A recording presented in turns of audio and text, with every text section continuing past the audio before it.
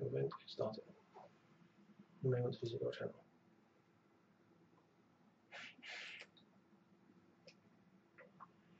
No idea.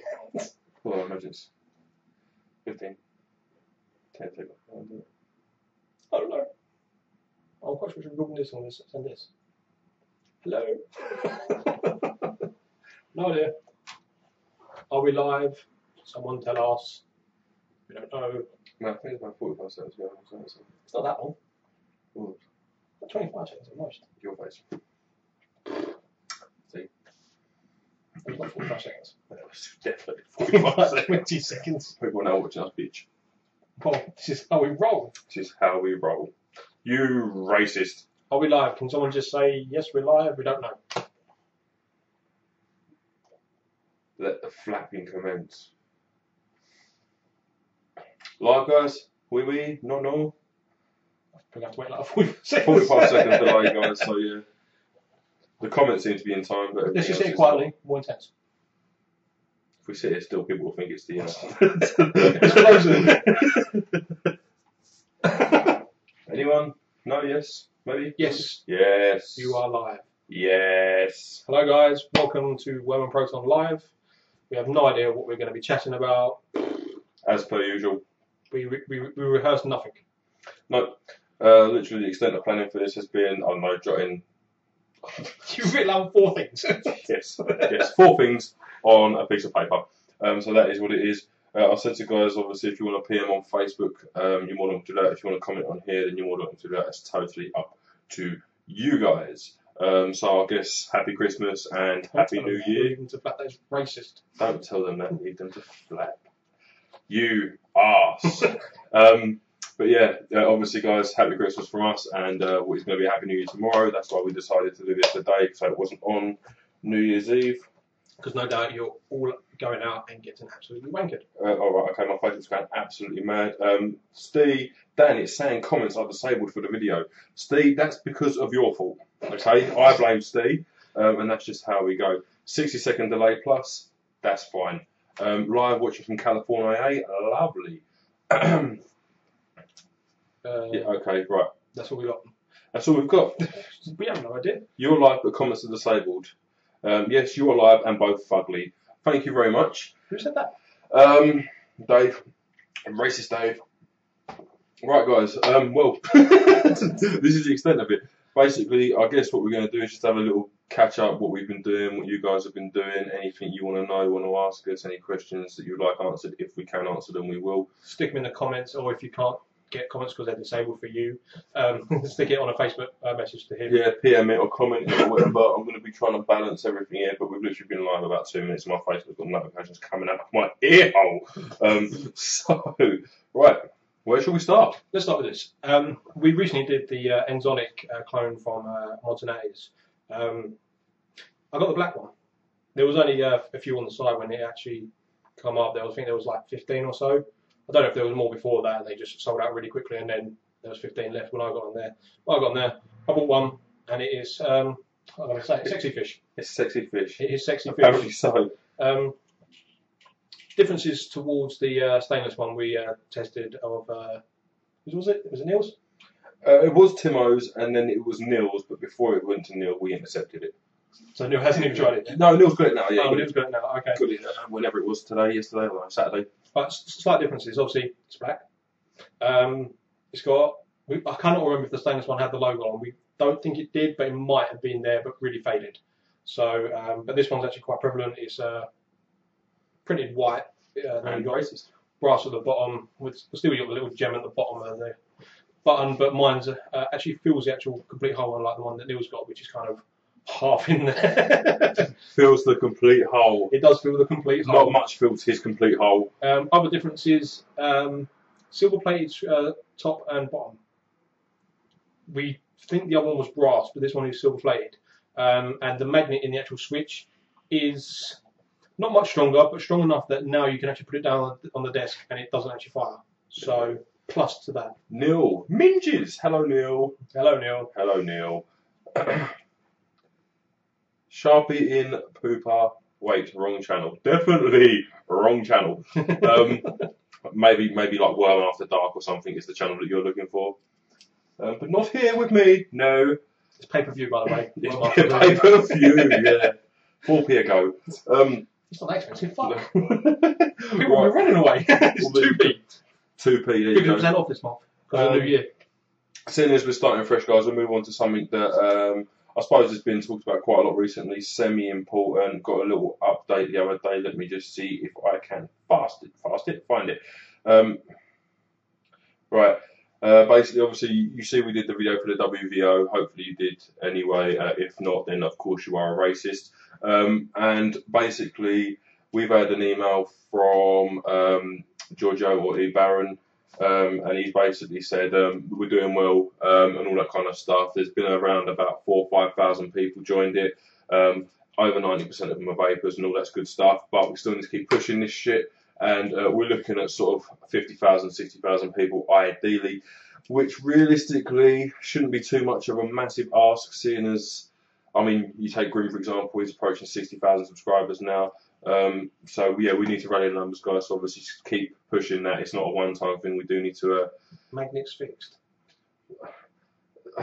Magnets... Oh, what, in Nils? All right. But yeah, we need to keep pushing that, guys. So in your area, make sure you just keep mentioning it, keep posting it, and keep recommending that people go on there. Also, get on there and be active. You see, they've got a lot of stuff going on there at the minute, and I know that E. Baron doesn't want to be involved in this directly. He said he hasn't got, basically in the email, what he said is he's not the right person to run this, and he needs the numbers there to elect the board to run this, to enable this to move forward and start doing what it's set out to do. Obviously, fundraising and money has started rolling in. Quite a few donations that I know people have made, and yeah, it's all good stuff. So obviously we'll continue to crack on with that. Just don't forget about it, guys, because it's not going to be something that just disappears. All right, that is what it is. We have got some random stuff written down here, and a lot of it is stuff that we've got upcoming. And I haven't even looked at the list. No, he hasn't. That's how much we plan. Yeah, a lot of stuff we've got upcoming and stuff that we will be doing at some point soon. Obviously, we've got jobs and God knows what else intervening with this, and damn it, sometimes real life has to intervene. But there you go, that's what it is. What should we move on to? I don't know, you got the list. Okay, Neil, magnet switch, I'm guessing that is purely the Enzonic. I'm guessing it's taking a switch apart and all that kind of stuff and things. There you go, in which case Timo may be quite pissed off because Zarina got rid of it because it was too soft. But there you go. Maybe it's got an adjustment in the magnet. I haven't really checked out mine. I just know that mine's come and it's still soft, don't get me wrong, but it's not to the point where you can't put it down now and it's firing. So, other things that are new. Well, you've got one of them, haven't you? Yes, I have. This is, I was going to say it for a little while, but we'll go into it. A review is coming, and it is one of my more recent acquirements. And I've got to say it's probably one of my all-time favourite devices, the VTR from Innokin. It is fucking awesome, is the best way I can describe it. Absolutely love it. And obviously, like I say, the review will follow. But yeah, I've been pretty much using this thing exclusively. If you're looking at one and you're not sure whether you want one, you do want one, I promise you. If you can deal with the weight of it, it does. If I throw this at you, I am not joking, you are going down. And it is as simple as that. But it's a wicked little mod, probably my all-time favourite mod, and that includes mechs. So that just is what it is. I love it. And it can sub-ohm as well, which is even better. Wicked stuff. Would you like to go down to 0.6? No, it'll go down. Just the other one. I'll just give that to you because I've got Facebook going mad at me, so if I let you take that and you can take the lead for a second. Yeah, do you want to pass me the other thing? What thing? The thing I gave you a minute ago. This thing? No, the thing you was going to give. This thing? Yes. That thing. Obviously, we haven't done the actual other one yet. We've got the, if I can get it out the mod holder, we've got the stainless steel-ish NEM from Fast Tech to do. We are going to be doing that because now we've got the fully brass one, which is a e-cig, if I remember rightly, a version of this from Montanatives. And hello, Graham. Just quick, fellow cloud chaser has just entered the room. There are some subtle differences that I will mention just now quickly. One of them is one feels better than the other. But you're going to have to watch a review for that. But they are coming up. They're probably going to be a double review of the same device, basically, in essence. in the same review, both of them at the same time. Right, okay, there is two things very important that I would like to point out. One, hello Shell, hope you're okay. And she told me the VTR was good, but no mechs better, blah blah blah. For cloud chasing, mechs are better, Shell. That's just the way it is. But yeah, all right, yeah. Do you know what I mean? Now and again, women have to be right on occasion, don't they? So fuck it, that's your chance for that. The other important thing, and this has been something that has been baining me for a very very long time, probably 6 months. And it is a critical matter. People keep posting sunglasses to Facebook. Right? This has just happened during the live event, and I am quite offended, guys. So if you'd like to go and post all over there all that we don't want sunglasses, please feel free, because I'm going to ban them as we speak. But that is what it is. Yeah, just back on the VTR does go to sub-ohms. We're not sure how low it goes, but you've had a 0.6 on there, haven't you? So yeah, I've had 0.6, 0.5 on it, and it will go to a true 15 watts. Okay, so if your 15 watts at 0.5 is like 2.3 volts, then that's what you'll get, but it will hit them. All right, so just take that as it is. Not really ideal for cloud chasing. No, it's not a cloud chaser's mod, but you can run like 0.8s quite happily, like on a usable voltage, even for me, and it not be a problem. I mean, there are things that are a pain in the arse of it. One of it is this stupid ring that they've stuck on it because they want you to use it with 20mm 80s like the iClear. You can use Proton, that kind of stuff. There's definitely plans in the works to whop that ring off. I know that a K-Fun will fit on it with a nano kit, but maybe I'll get a nano kit, but I think I'm just going to whop the ring off altogether. It's really hard to get that now, because I've been trying to get one for like 2 weeks now, and they're just never in stock. Yeah. I'm going to be getting a nano kit and probably another K-Fun, to be honest. I'll probably get the K-Fun Plus just so I've got both of them, really. I love my K-Funs. I don't really, this is my go-to analyzer at the moment, so I literally build everything in this. I even know what kind of voltages to run, what kind of ohms, sorry, to run for juice and that now. It's getting to that point that I need to decay so much. If you ain't got the right cord, I'll whip it out, whip another one in that's the right ohm for the right juice. So. Right, Got something? yeah, I'm reading the comments. Is there an online store that sells exclusively tobacco and H-cigar clones?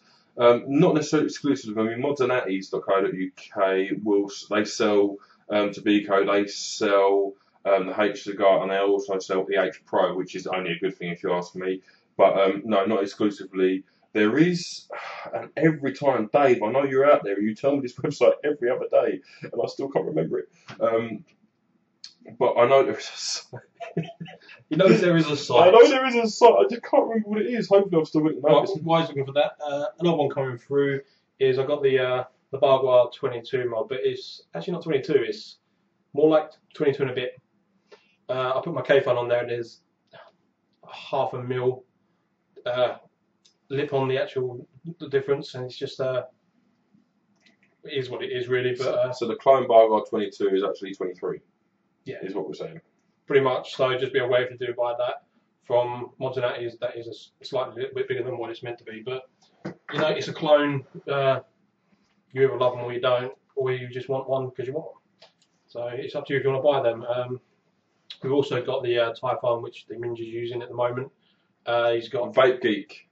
Vape Geek is the H cigar site, so Vape Geek.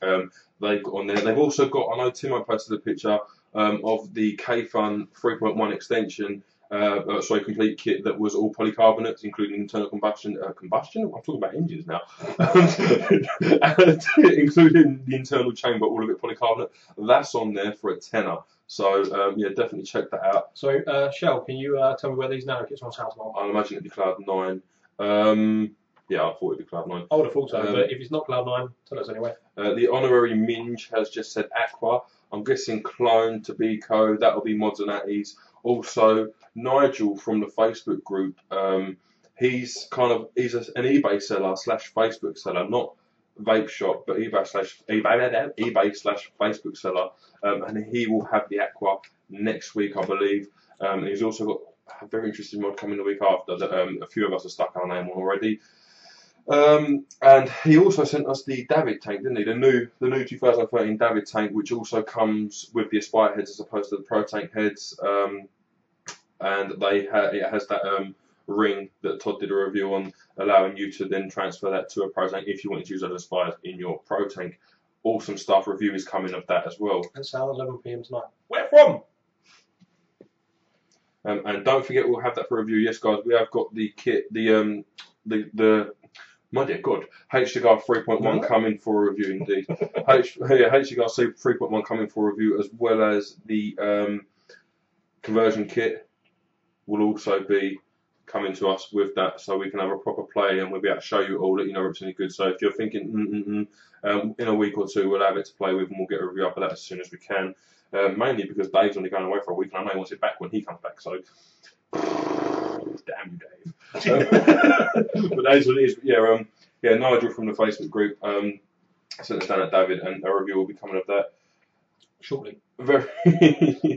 We are trying to knock these out, but at the moment it's just between work and travelling and real life, basically, it's so hard to actually find 5 minutes at the moment to actually find time to do these reviews at the moment. I mean, yes, we are trying so hard, but sometimes it's just going to have to take a back seat. And it seems when we get a quiet period, we get like 4 or 5 done. So they are coming, but just bear with us a little bit. This is why we're doing the live event tonight, just to give you updates and show you what is coming, so you can all sit there. Modfactory.eu. Thank you very much. I'll buy one of them later at 11 o'clock. Modfactory.eu. Yeah, so just we know you're eagerly waiting for some reviews, and we know we've got quite a few to come. That's me. I have no idea. Oh, that's Nige. Hello, Nige. Yeah, hello, Nige. Yes, that is Nige. There you go. Ecos Nige. But yeah, Facebook group, eBay seller, lovely bloke. And also, I said I'd mention it in the David review, and he said, no, don't, just make it about the product. So we're going to mention it here, Nige, for you. Nige will customise mods for you guys, depending on what you want. He does it at a decent price. And yeah, me and him are coming up with a plan for the VTR between us over the next few weeks, and maybe customising that in a K-Phone. And if that happens, we'll let you see the results. But there you go. That's Nige, guys. Go ahead, jump on the Facebook group if you want to have a chat with him. He's got the hammer, really good price. Like I said, David's, I mean, ridiculous, 12 quid for a David tank with 2 spy heads and a little conversion thing. Fucking awesome price, and an awesome tank, actually, guys. See a review coming out soon as wow. But there you go. What are we moving on to now? I literally have no idea. I've got the list, haven't I? Unitank, yes, we've got the Kango Unitank. We got them for Christmas, a little gift from the lovely Keith and Kirsty at Vape Gear. They sent us through that with a little Christmas card and said, just thought you might like to have a little play with it, and if you fancy doing a review, go for it. We will obviously do a review of that because we do all the time.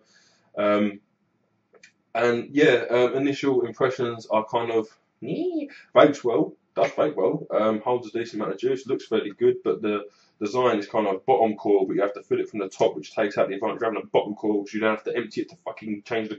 It's a bit of one of them ones, guys, but we'll go into that probably on the review. we haven't had a proper play. We've only had a couple of hours. I've used mine for like 20 minutes today, so I literally got to work, was working, was there on a desk, I opened it, filled it, vaped for a little bit, tried to put it on, push the voltage, and kind of got a dry hit, but I expected that. But you've got to do this to see how far you can push it, otherwise we can't give you a proper review, really. What else have we got coming? We have got coming... Vape swag, +1 for Nige, top lad. That'll be Jay from the Facebook group who sent us down the cooking cappuccino juice that we quite enjoyed, and completely allows you to customise the juice. So yeah, we'll +1 you, Jay, for that, actually. So yeah, nice one. Vape swag, that's going live. It's sometime in January, isn't it? Yeah, Vape swag's going live in January, yes. Yeah, go and check out Jay's site in January. Don't think there's an exact... Have you got an exact date yet for the live of your site? So we can have a little look on juices and that, so we can actually... talk about in the next live event, say like what you can customise and all that sort of stuff. Well, it's completely customisable, that's what I'm saying. Yeah, but there's got to be a limit to what you can customise. You can't have more than 100% of either. Well, I mean, I imagine even 100% VG are never truly 100% VG because there's always a PG based flavouring. Yeah, but there's always a PG based flavouring involved. But that is what it is. But yeah, no, +1 for vape so for that. I know that Jay was on there on the Facebook asking what does he think we should stock and great stuff. Obviously, ask the people that are going to be buying this stuff. It makes sense, doesn't it? Coming soon. eFest 35 amp batteries. Yeah, 35 amps have been announced. They were announced a few days ago, actually. I sent Neil a message saying, yes, 35 amps out. So they will be coming soon. And apparently they're like 2,200 mAh as well, 35 amp batteries. I do want to point out quickly, though, guys, just a cliff note to everyone using MNKEs and Sonys. pardon me, and probably e-fest as well. The batteries are rated at say 1600 mAh for the Sonys and the MNKEs, and they are if your Vanmo's reading it. Okay, but if you actually, and again guys, as always, check the specs on your battery. If you actually check the specs on your battery, then batteries are rated to discharge down to 2.75, 2.5 volts, depending on what you've got. So in reality, your battery is actually more like 2000 mAh anyway. All right, so don't necessarily fall for the hype of these 35 amp batteries saying 2200 mAh, because chances are your Sonys are already. That is what it is. It's just they're being spec'd properly now. Not yet, lads, but you'll be the first to know when it goes live. Awesome sauce, wicked stuff. That's what we're talking about. You already done David Tang, didn't you? I have no idea. Yes, oh yeah, briefly covered David Tang. Well, that was our list. Oh, let's put more on this. I can see more, you whore. What? Well, that one isn't even up. Well, we haven't got that yet. What, this? Yeah. Right. We have got this, and we have got that, and that, and that. We're not doing a proper review, are we? No, we haven't even mentioned these, you motherfucker. We mentioned that. You mentioned that. Argument. What is this? What kind of things are worrying? What is these? Oh, they're racist. Yeah, exactly, yeah. You don't want to know about them. He's such an arsehole. Another recent little thing that I got, guys, was this little Bargwire clone, which you can't buy from Fast Tech Redugan, but you can buy from China Buy. And also K-Fun 2.1, which I posted a picture of on the site. K-Fun 14mm base, 15mm at the tank if you've got the clear tank on it. It's a K-Fun, all of the advantages of 3.1 ES. It's double extendable, you can have it in dripper mode, loads and loads of stuff, review coming of that as well. Lovely tank, really enjoyed it. This little Bargwire, I think from China Buy delivered it's 15 quid. And it's obviously a 4500 17mm mod. It's awesome. I love it. I really do. I've never been a fan of the small kind of mods, but this is magnetic switch, copper brass contacts, and I've done the numbers on it on a tanker meter, but it feels like it hits so much harder than these numbers are leading to believe. I can run a 1.4 amp coil on that literally all day. Battery's fine, serves me just fine. So yeah, awesome stuff, guys. If you're looking for a 4500, the Bargwire clone's definitely. Which one was the battery you preferred in that? Which one did you find? Well, now I know how to adjust it properly. They're both good. I went on eBay and bought some Sanyo 700 mAh 4500s and the Black e-fest 800 mAh 4500s. Purely because I wanted something with a half decent amp rating, and I figured that the standard e-fest are 4.5 amps, so the black one should be slightly higher, so I should be able to push up 0.8 amp coils. Honestly, I've been at 1.4 ohms on this, had no issues whatsoever. It's an all-day vape. Lovely, lovely stuff. Yeah, literally nothing wrong with it whatsoever, guys. If you want a 4500, that with some batteries, 35 quid, smashes the living crap out of an ego. Really does. Is there anything else on the list then? Anything else on the list? Yeah, the Typhon. Have you gone for the Typhon? Yeah, so we've got the Typhon. We've been using it. Well, there's been a bit. Well, we can chat about this a little bit, I suppose. There's been quite a bit of controversy about this Typhon, or not this Typhon, but Typhon clones in general. This one is from Mozzanelli's, not the Fast Tech Redugan one with the brass. The brass base. Right, okay. All I will say on this whole brass base thing, guys, and I know a lot of people, Neil's one of them, says, no, man, it tastes funky when you have it with a brass base. That's fair enough, but all I will say, guys, there's a lot of chrome-plated brass 80s out there, internal chambers, not just bodies or anything else. Rocket, DDA, UDA, there's loads of them, alright? And it's never been an issue, but because it's a clone of a big device that people really like, it's now an issue. Of course it is, why wouldn't it be? I've got a brass one on the way. Worm's got the stainless steel one here. We're going to compare them, and if I find no difference whatsoever, honestly, I'm going to crack some heads. I really am. It's fucking a joke if that's the case. And Neil, yours is first. That's just how it is. But one thing I do want to say, though, is on the release of the brass base, when everyone's bitching and moaning about it, everyone's going, scratch your base and test that it's brass. Okay, so this hazardous material that is covered in a non-hazardous material, people are now telling you to expose to test whether it's brass. Just know. Scratch the base, not the internal chamber, if you're going to do it. And also, Fast Tech was like, yep, okay, we've got stainless steel ones. If you've got one with a brass one, we'll issue you a ticket for a $5, or we'll just issue a stainless steel one as soon as they're in stock. And they've done that, and loads of people got theirs, and they were still brass. Which made lots of people really happy. Yeah, you know what I'm like, guys, that amuses the living crap out of me. You should have just done what I done, go to Mods and that is. And What was buy the this? proper one. 34.95, I think it was. 34.95. Yeah, it was either 34 or 33 or 32 or something stupid like that. That's twice the price of the Fast Tech one. Yeah. But you get it next day. I mean, with Mods and Natties, you do pay about 10 a delivery, didn't you? I mean, Worm did an order for about a £1, and that was 10 quid delivery, but it was very good service. It was there the next day. Yeah. Yeah, there you go. Jessica, he's going to go there. He's already there. I live there. Something else? Yeah, basically, quite a while ago, Timo sent us down some of his custard and something he calls flu jab, I think it was. Flu jab was kind of like a candy cane menthol, and he said to me, "Look, can you put a video on Facebook of what you two think of my custard, just to let people know?"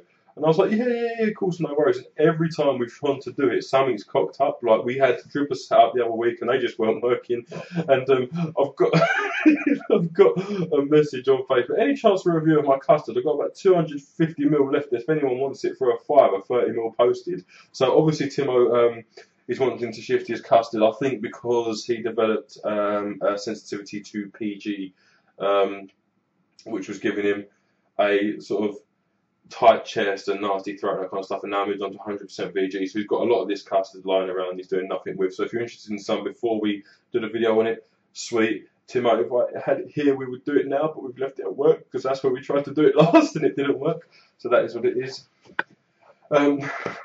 This typical one tastes funky if I use it in the SS, one juice tastes normal. What?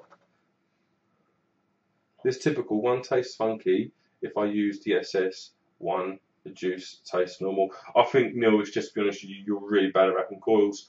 My Typhon from Mods and Natties was crap. The positive and negative screws were too small for the posts, to be fair, though the guy sorted it out, refund quick. To be honest, I had one problem with mine. On my Typhon, the actual positive pin that actually goes into your 510, that's obviously your main connection.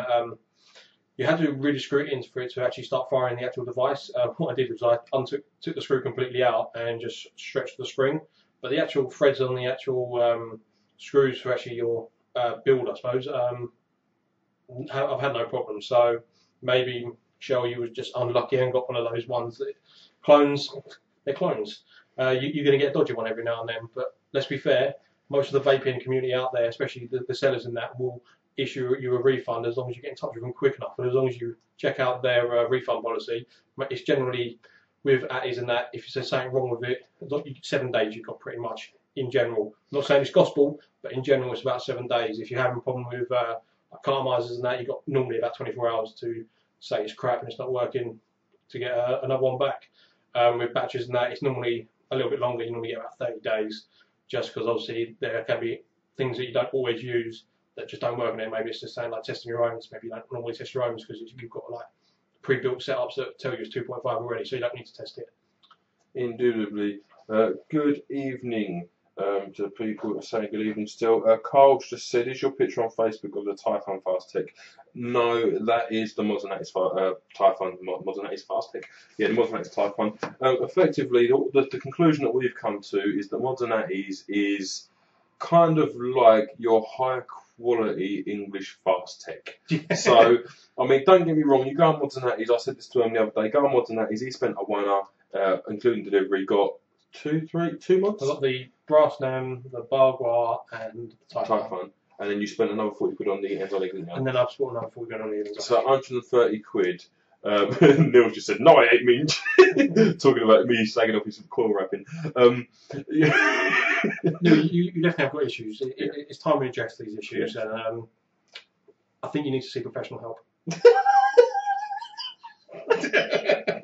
Indeed. But yeah, Mods and Natties, so we spent 130 quid, so for that 130 quid, if he'd have gone for a high-end mech, he'd have had one, or high-end anything, he would have had one, maybe not even that. If he'd have gone to Fast Tech, could have had Caravella, Atomic, K-Fun, Typhon, pretty much. I could have had what we've got already stocked in our bucket. Yeah. But you'd have waited ages for it, and then, as you know, Fast Tech, sometimes you get a poor-made one, and sometimes you get a month and a half of delivery times, and a load of other crap as well. I've got the Tobacco KFL clone, and the cotton always burns after about 6 hours. Any advice, guys? It's not wicking properly. Whatever you're doing, you need to either put less cotton in there or more cotton. A tobacco KFL like clone, and the cotton always burns after about 6 hours. It's just a guess. Maybe your tank's empty after 6 hours. Obviously, make sure it's got juice in it, but there is one little trick that I do with the cotton that I do is once you put the actual sleeve on, after you put the cotton in the actual coil, what I do is I get a really thin screwdriver. I've got one here. It's like, let me show you it. So a little Goldie. No, it's this one. It's basically the same as Goldie, but I've got a really, really thin screwdriver. And what I do is, you know, you've got the two actual channels that actually go up either side, obviously, after you put it in. What I do is I just put this down the side and just move it away from the channel, just so there's no cotton, so the juice is freely allowed to flow up and then back down again. So when you actually pull, it actually pulls liquid into the chamber, resaturates the coils as you're actually vaping, and then the excess comes back out, well, a little bit of it anyway, but that always seems to work with me. So basically, when you put your sleeve on your coil and you got your cotton in there, just run a full, anything will do. I mean, even if you've got like a nail file from like a pair of tweezers or anything, really, something really thin, yeah, anything. Just get it down there, clear the cotton away from the actual the hole that actually is feeding the juice from both sides. Just basically just put it down the side and just run it around the edge just to push the cotton away. Any fibres in that will get away, and I've never had any problems with it wicking ever since, and I've been running a 0.4 with cotton. So I love the fact that Neil just keeps popping up in response to something I said like 2 minutes ago. Just say, fuck you, man. Even though you messaged me on Facebook, you still feel compelled to say it publicly. yes, I do. I've done it. Well, yes, you do need professional help, we know. In Dingle. Yeah, definitely. Yeah, I don't. But surely if it was a problem with the choking, that would be happening immediately, not. Well, that's the only reason. The thing is, like with cotton, like sometimes when you pull juice up, it's going to move that cotton away from the side. I always like kind of not jab it, but stick it to the actual side of the actual positive and negative kind of like plimps you got in there. I normally put a little bit of juice on and stick it to the actual side of that, so it's actually away from the actual recesses where the actual juice comes up, and then still make sure there's no fibres there. And I don't know, give it a try and see if it helps. If it does help, wicked. If it doesn't, if not, it can be something quite. It's easy to forget though that I've noticed when I clear tank, always top it up. I've noticed that when I'm using, so for example, I'm using, I don't know, 50-50 juice, something we've made, or something from vaping, or just a random juice. I will be using it at work, for example, puff, puff, puff, puff, puff, and works roasting hot and whatever else, and it works really well. And then I'll take it somewhere else that's cooler. Yeah, so I'll go outside at the pub or come around here and it's nice and cool because we've got the windows wide open, which is on live vent or whatever else, and the juice is thicker because obviously it's cooler. And that will then make it wick less. So it's sometimes worth bearing in mind if you're changing climate. I'm not saying that's what you're doing, but it's worth thinking about, guys, because I've noticed it at times. It's just something to think about. It could be anything. You could like drop the device and maybe the cotton's come away from the actual where it's normally sitting and blocked up that hole, and therefore it still does feed the juice, but not as well as if you leave it actually away from the actual juice recess feed. It could be anything, but I would try clearing out your cotton from the actual sides first, see if that sorts your problem. Stick it to the side a little bit with juice, always helps, and basically just trial and error. Try something. If it don't work, try something else. There's not really much more you can do than that. I mean, without actually seeing your device and seeing what's going on with it, there's not really much else we can do like a camera. So that's it. Right, Nige, I'm still waiting on Fast Tech Nemesis since the 24th of November. Will them bust out one of them fucking hammer clone skins? To be honest with you, the Nemesis review was waiting for a while. We put it on hold because someone said they was going to send us down the VW NEM because they'd ordered two on a spontaneous overspending moment and said they'll send it down to us before they sell it. That got longed, so we was like, bugger it, and just kind of shoved it back. Now it's going to force us to do it, not force us to do it, but now we're going to be sort of obligated to do it because we want to do the mods and 80s one, so we're going to do both in the same swing dingle just to show you the difference.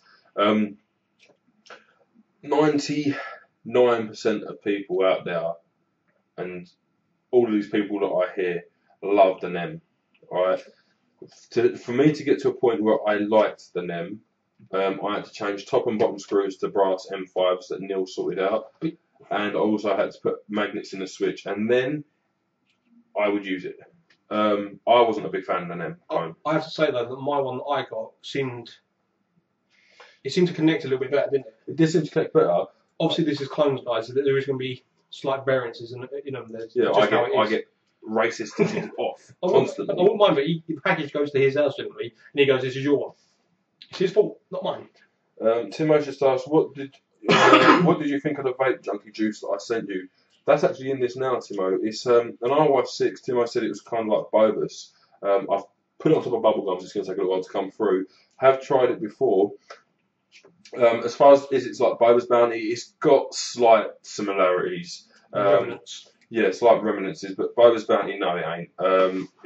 Bobus Bounty is very raisin tasting and very underlying tobacco, and then a bit of sort of graham cracker. And to be honest with you, it ain't anywhere near as good as people rant and rave about it. It's not bad, and it's kind of moreish for a while, but it is very kind of gloopy is the best way I can describe it. It's kind of, it sticks on your tongue and all that kind of stuff. No, Bobus Bounty. Oh. So yeah, that's what I think. I to be honest, I actually, yeah, I think it's okay. Neil, help me! You're beyond help, my friend. Just like he is. Yes. Damn, Nige, that's since the mail problems have been fixed too. 24th of November, I would like to say we're only on the 30th of December, so it's just over a month.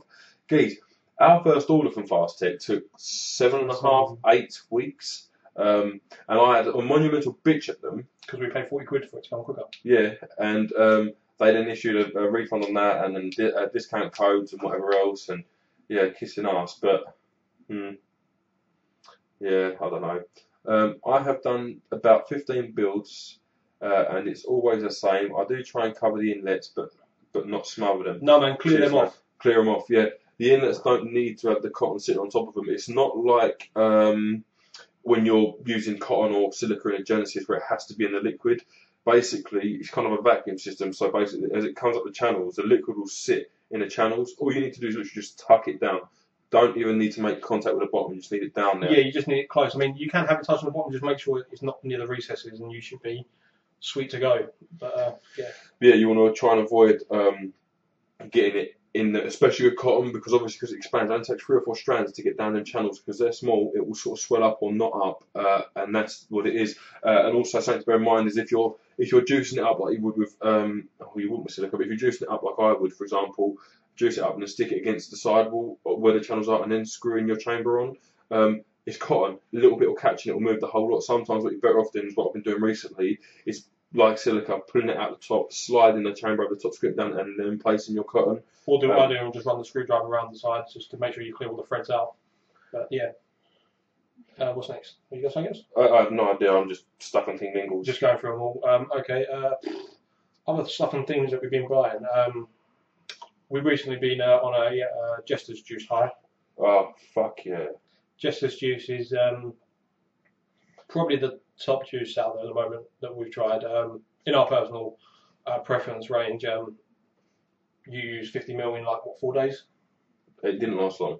4 days. I've had mine a little bit longer, about a week and a half now, but I've been rationing mine because over Christmas I've basically been bunged up in the nose a little bit, and like, my taste buds haven't been bang on. I can still taste everything. It's like diluted, and I'm kind of trying not to use it as much, but I still have to keep going back to it because it's still banging even when it's diluted.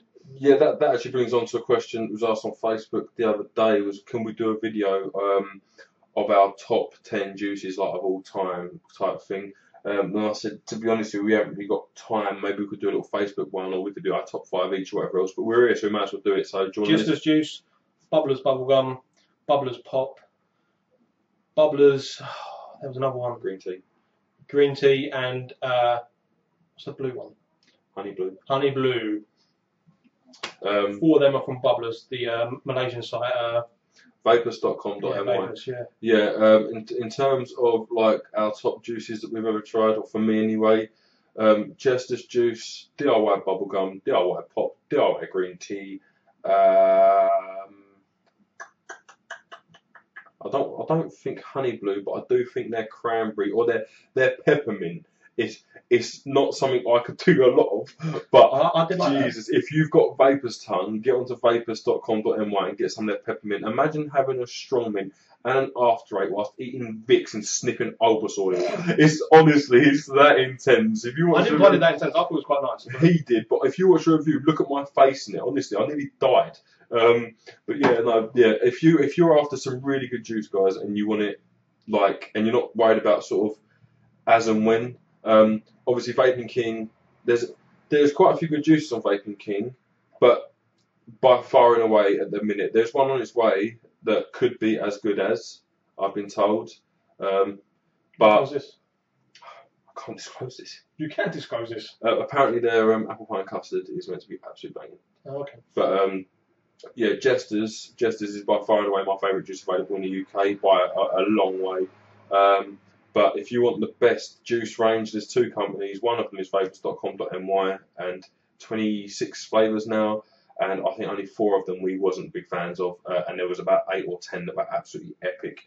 And Darkest Day Vapors. Yeah, obviously they're both abroad, which is unfortunate for us. One in America. But they're only about a tenner postage. Yeah, about a week. The Vaporous one's about 20 quid postage. But all I say is, yes, it is 20 quid postage. But if you're going to go there for juice, you're not going there for like 10 mil, 20 mil here and there. You're going there for a stock. And to be honest, if I was going to go there, I would probably spend like £400 on juice, and I'd be good for like a good week because it's that good. Good week. it would just be evaporating.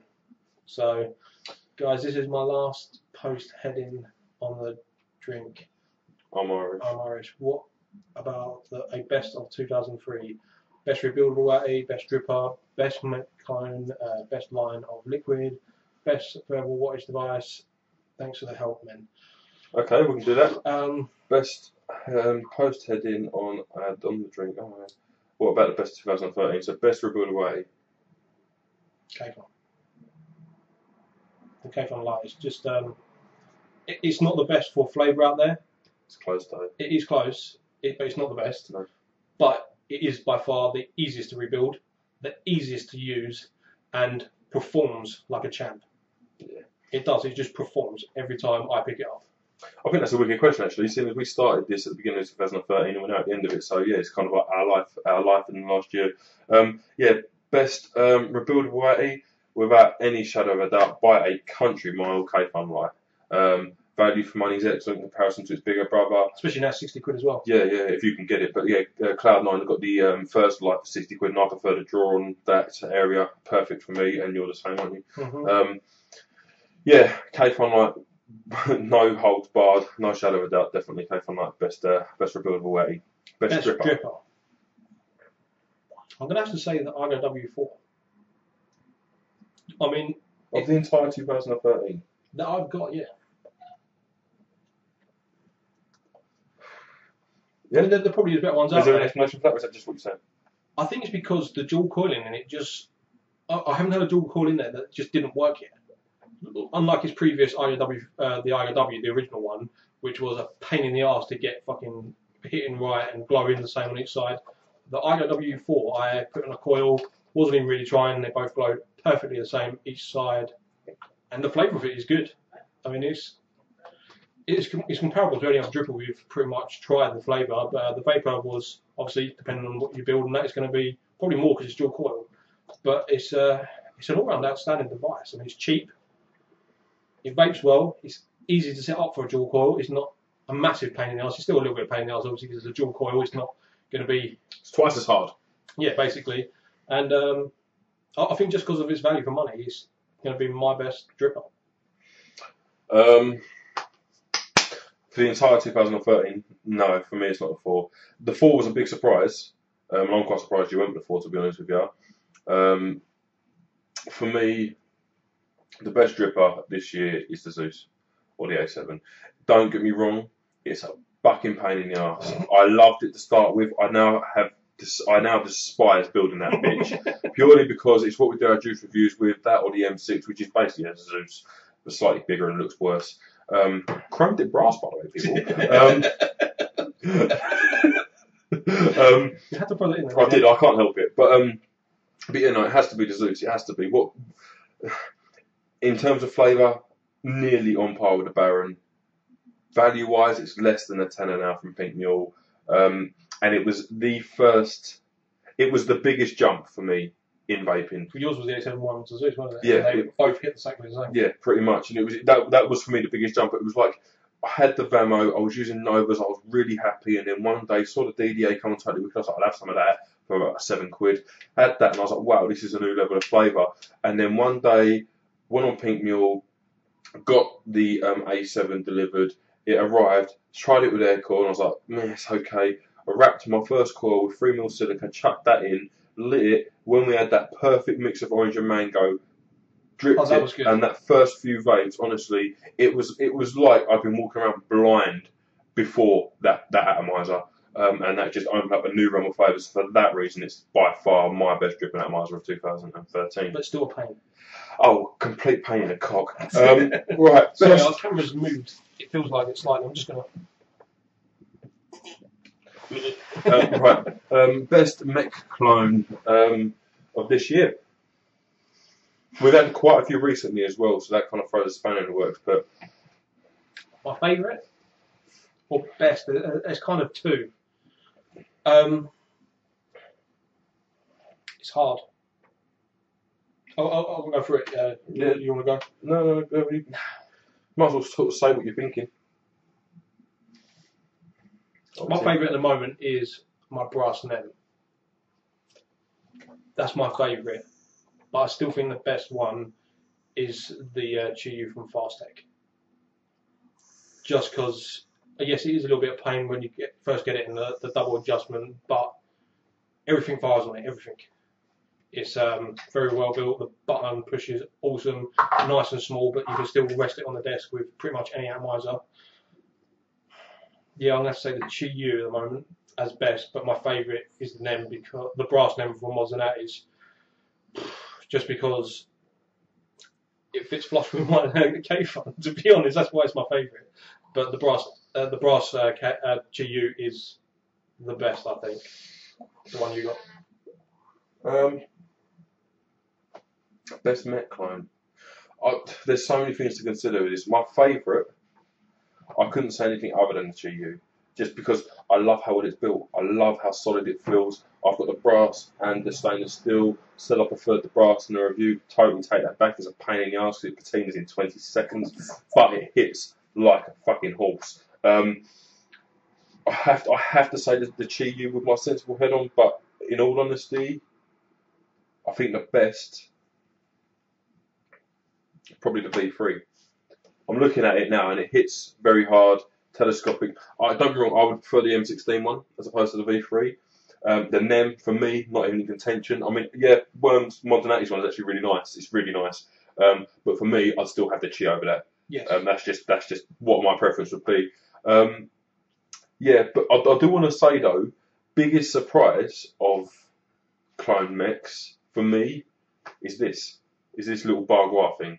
I got this and I expected, it's kind of like an ego size, but honestly, I never expected to be able to use this all day. And honestly, for about a week, and there are people that will testify to this, him being one of them.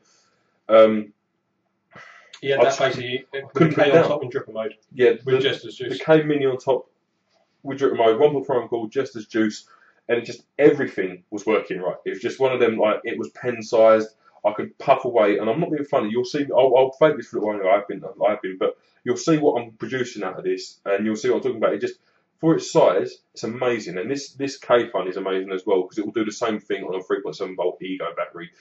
Wicked stuff. So yeah, that's best mech clones. Best line of e-liquid. You kind of covered that, but if you have to choose one line, VIP Vaporous. DIY, I mean. Oh yeah, whatever. That's because we're VIPs, obviously. Yeah, it's a close call between Vaporous and Darkest Day, because Darkest Day allows you to customise a bit, and there is more flavours in the range, and the bloke is awesome, and the artwork is fucking fantastic. But going off nothing but what we'd have to realistically go off, which is them juices that we just really wouldn't want to live without, and that's changed our perception of vaping. Definitely vapors.com.my, without a shadow of a doubt. And best VW device, VVVW, or should we do VV? And then VW. Variable voltage device. It's hard because you've got a lot of things to consider. You've got price to consider, but then you've got performance and you've got longevity, build quality. There's a lot to consider. if you're going for best variable voltage device made of 2013, I'm going to have to say Proton, just because yes, it's expensive, but it is well made. It hits exactly what it's meant to all the way through. But it does rake batteries proper hard. I can literally kill a battery in that in an hour and a half when it's actually. I've got a problem with the screen on mine, and mine just tells me a battery's dead within 5 seconds. But when it was working, I could rake through a battery in that in an hour and a half easy. It does destroy batteries, unfortunately, but it is what it is. But if I was going to say for its price and that, I would say the Vamo. I would, just because, yes, the ones we did get, the threads were gone, but if you get the stainless steel version, the threads are stainless steel and it doesn't fuck up, it's such a handy little mod. It's just, it just works every time. It's you put anything on it, it's easy to use, you can throw it around, you don't care about it because it's 40 quid. It's like your best pal. It's just, no matter what you do to it, it just fights back. I mean, he broke his like several times, put out personal trying to mod it himself, but we took that bitch apart, we resoldered the chipset, everything to it, and there was days where, like, when it actually happened, he was like, oh my God, he was not a happy chappy. And but we got it back together, and it worked like a trooper again. It was just an all-round outstanding device until obviously the thread went. But we had the chrome and the chromed versions, and they were brass 510s. Yeah, and they were crap. The 510s, and then, but the stainless steel one, we know it's stainless steel because we've got one of our subscribers got it, Dan. Another Dan, obviously. He said yes, stainless steel threads, and it's an outstanding little device. It really is. It's for people coming into like the mod scene and that. The Vamo is just where to go. It's so user friendly, and it's child proof. You can throw it downstairs and it still works. You can destroy the chipset, resolder, and it still works. It's just an all round happy little toy that's nice to have. There you go. Is that your VW, or is that kind of your VV? No, that's my VV, because we never really used that VW. Okay, so any VWs? No, you do your VV. My best VV. The best VV of 2013. I want to say the Provari, but, and it's nothing to do with build quality, price, or anything else. It's been around too long now to be the best of 2013, I think. That's why I went with the Vamo. Yeah, I think it has. I think everyone knows about it. It's been sung too many times. It's fantastic. It's fantastic mod, but we kind of all know about it now, so that's what it is. That's what it is. Sorry. For me, the best VV. I love the Vamo. You still got it in box mod? I've still got it as a box mod. I will never sell it or let it go purely because it is just. It's your child. Yes, it is. And what is it? 45 quid? Yeah, for the stainless steel one, yeah. I paid 45 quid for my black chrome one, didn't I? Yeah, we went down, didn't it? Yeah, it did. Yeah. My best VV. Yeah, hurts me to say it. VTR. VTR is. I like the VTR has overtaken the Vamo as far as I'm concerned. Worm's not as in love with it as much as I am. One, because it's mine. Two, because he hasn't used it as much as me. And three, because it's not his style. But yeah, for me, the VTR. Yeah, the VTR's the best VV. It seems to hit their numbers really well. And you can sub-own on it. So there you go. Best VW then.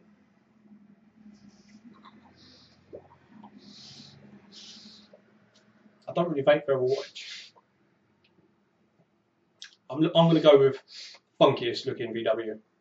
That'll be the Innokin 134. Just because we wouldn't buy one, we wouldn't. But if we were selling one, we'd happily have one, because it is it's an outrageous looking thing. And I can't wait for the mini one. The mini one. I think the mini one's coming. I think it's going to be a lot better because it's usable, more usable. But that is just a variable wattage device, and I think anyone would be happy to have one. Not everyone wants to buy one, but if you was given one, you would quite happily sit there thinking, what the fuck? It would be kind of like a chuckle to yourself, and I think that in itself sets it apart from all the others, just because it's outrageous. Best VW of 2013, it has to be with a sensible cap on, in the same way that VV has to be provided, the best VW has to be a DNA 20. Not what I would do. Yeah, the most sort of unique VW probably is the 134. It depends on context and money. Vamo comes into it because Vamo's VW, VTR. If I had to put if money was irrelevant and I had one, it would be a DNA 20. Yeah. And Neil said it's Neil's DNA 20 Wii controller. Wouldn't know, Neil. You never let us play with it, did you? Racist. That is what it is. Best development in vaping this year. Organic cotton? Question mark. Well, one second. Neil said the Snail W is better than the one he got from the UK because the well's deeper. He said it to me last night. Very possibly is. I don't disbelieve that for a second. These Chinese people are taking them and they're improving them as well, especially these cheaper ones. It doesn't cost a lot to do that. There you go. Yeah, best development vaping this year, organic cotton. Without a shadow of a doubt. Best development vaping this year, us. Of course. But yeah, no. Best development is definitely cotton. Yeah, it's got to be. The flavour of it is awesome. It's so usable. There you go. Probably need to add in their best clearomizer, best budget starter kit. That's it, man. Okay, best clearomizer. I'm assuming we can glassomizers and stuff in there. Want to go first or shall I? Yeah, you go first. I'm still thinking. Best clearomizer for me. EVOD. It is an EVOD. I know that the Aspires are awesome and the David tank is awesome and I love it, but it's a more complicated tank to use, in general it's got more bits to it. An EVOD is 3 pieces and one of them is an atomizer head, so I'd have to say best overall clearomizer, and this is also the best kit, would be an EVOD kit. If we're talking about, for me personally, the best clearomizer would probably be the David, purely because it's got the options for me, but in general, for a general consensus, I'd say EVOD. For the best clearomizer for me, I'm just going to say anything with the Aspire heads. Anything that you can put the Aspire head into, that is pretty much where you want to be sitting if you're on clearomizers or glassomizers at the moment. If you can get something that can take both, so you can switch and chop and change and test out what you like, then that's great. But yeah, I'm going to say best clearomizer of the year in terms of what's going on is going to have to be anything with an Aspire head. Best budget starter kit, it's the EVOD kit.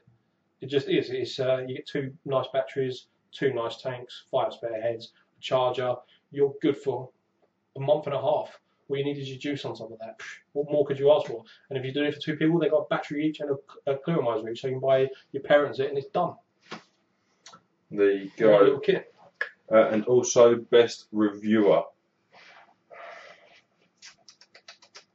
There's a few. There's a lot. Let's be fair. I've said it before, and I will say it again. The best reviewer, in my opinion, if you're talking about nothing but someone who reviews a product and reviews it well, it is by far Scott. Don't get me wrong, Scott's personality doesn't come out in his reviews very often. When it does, I find it hysterical. It's just a shame it doesn't happen more. But if you're talking about best reviews to watch in terms of video and audio quality and information, it's definitely Scott, and he is a far more talented rebuilder than people give him credit for, and obviously hosts a fantastic forum as well. But the one who I find most entertaining to watch, Vaping with Twisted, is the one I find most entertaining to watch. It's an American reviewer, and it's one of them people just go, it's just probably what you guys think when you're watching us most of the time, to be honest with you. But yeah, Vaping with Twisted, definitely check him out because he's funny as fuck.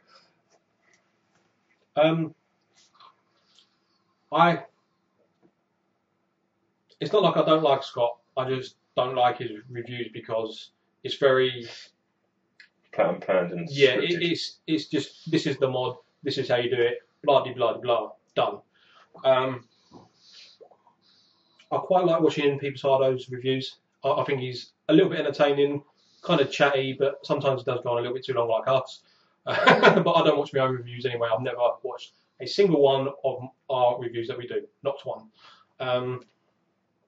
I watched every one. But in terms of best reviewer, I'm going to have to say Vaping with Twisted because he is funny. He brings a new element into it. I don't know, it's hard to pinpoint that element because it's lots of different things.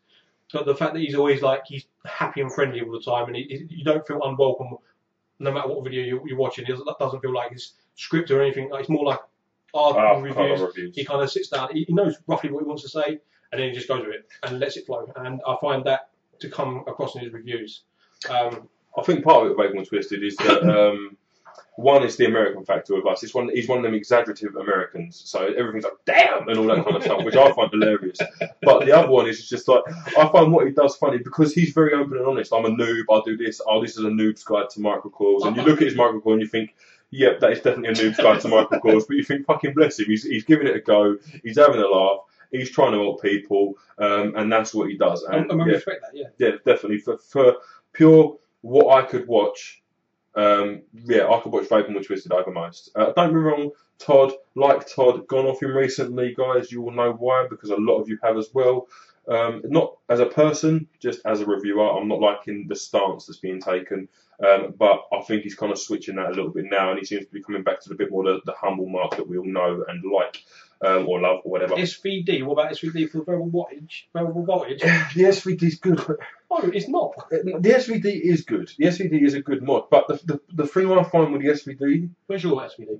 I sold it. Why did you sell it? Because I didn't like it. The SVD is a good mod, but I just... With the Vamo, even Worm's broken Vamo, even my Vamo box, I look at it and go, my little Vamo. And my VTR, I look at it and go, this thing's amazing for what it is. But the SVD... Right. The biggest problem I don't know if I can get this fucking thing on. But the SVD, it's just never had that factor that I really want it. Before I had one, I really wanted it, got it, and I was just like, I don't really want this. Like this SVD, I do use it from time to time when I need a variable voltage device that's actually going to maintain its life or actually fire something. But the main problem I've got with this SVD is, yes, the button clicks are nice, the screen's really nice, it feels really nice, it's really well built, the chipset is awesome in it, it does pretty much hit what it's meant to. The biggest problem with this top ring on, you cannot attach every atomizer to it. It doesn't work unless you've got adjustable play or in something in your actual 510 center pin. Nothing. You literally have to take that off, and that is fugly. Using it like that is fugly. It will not fire my e-Baron. It will not fire several Novas that I've had over the Struggles with a K-Phone at times. It does struggle with the K-Phone at times. Sometimes you've got to really screw that bastard in, and then it's a pain in the arse to get it off. And then you end up doing your tank, and your juice is all gone. Yeah, it's very true. Yeah, the SVD, it never found a place in my heart for vaping. I mean, things like the NEM, for example, is similar. A lot of people love it. I just didn't want it. I grew to not like it because of things that pissed me off about it. And the SVD is another one of them. Things like the V3, even this is getting 19, and the cheese, they piss me off at times, and all that kind of stuff. And the Argas, the Arga T2, for example, they piss you off at times and whatever. Yeah, go on, deal with that. But I want them.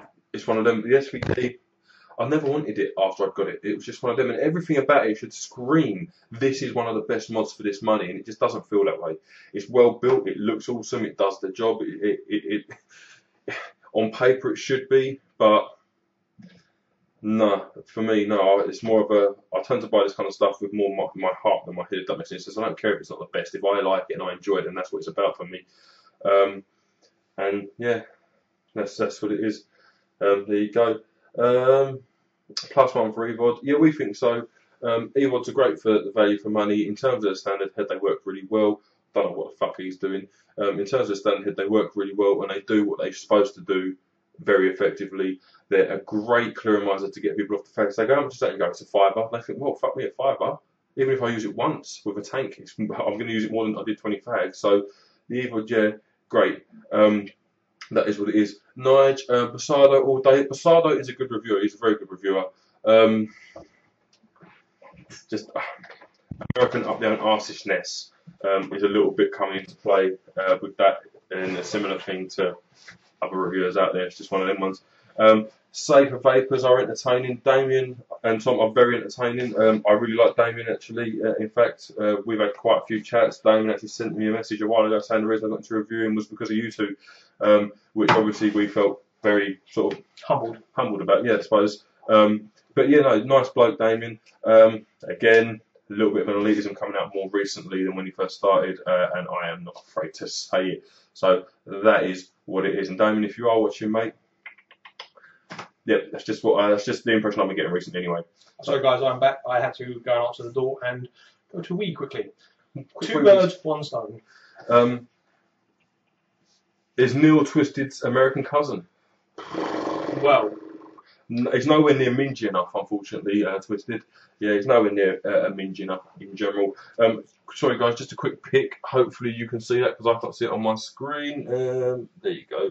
That is the M Tank from Vape Geek, which is the complete polycarbonate series for it. Dave sent me a picture, and yeah, I think that looks very sexy. You have got the drip tip adapter for the top if you want to use a standard drip tip, but with that you can use your polycarbonate drip tip. I'm sure it's polycarbonate or polypropylene, one of them lot, but who knows. But yeah, it looks very cool, and I think it's cool. You'll be able to see the chamber filling up with vapour. You'll be able to see it coming up the top and through the drip tip. And let's face it, if you can't see your juice level with that, then you've got no idea. Have you? But that is what it is. what do we get to? No idea, mate. So we're just flapping, are we?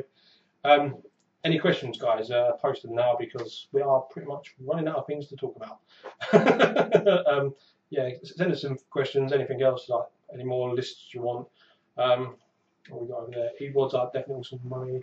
Yeah, they are good for the money. Peter Sado, yeah, I do like Peter Sado. He is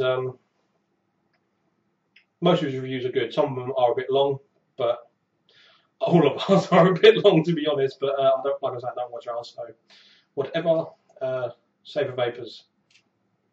To be honest, I think I've only seen 2 of their videos, and I don't really watch a lot of. You don't really watch any e-cig reviews, do you? No.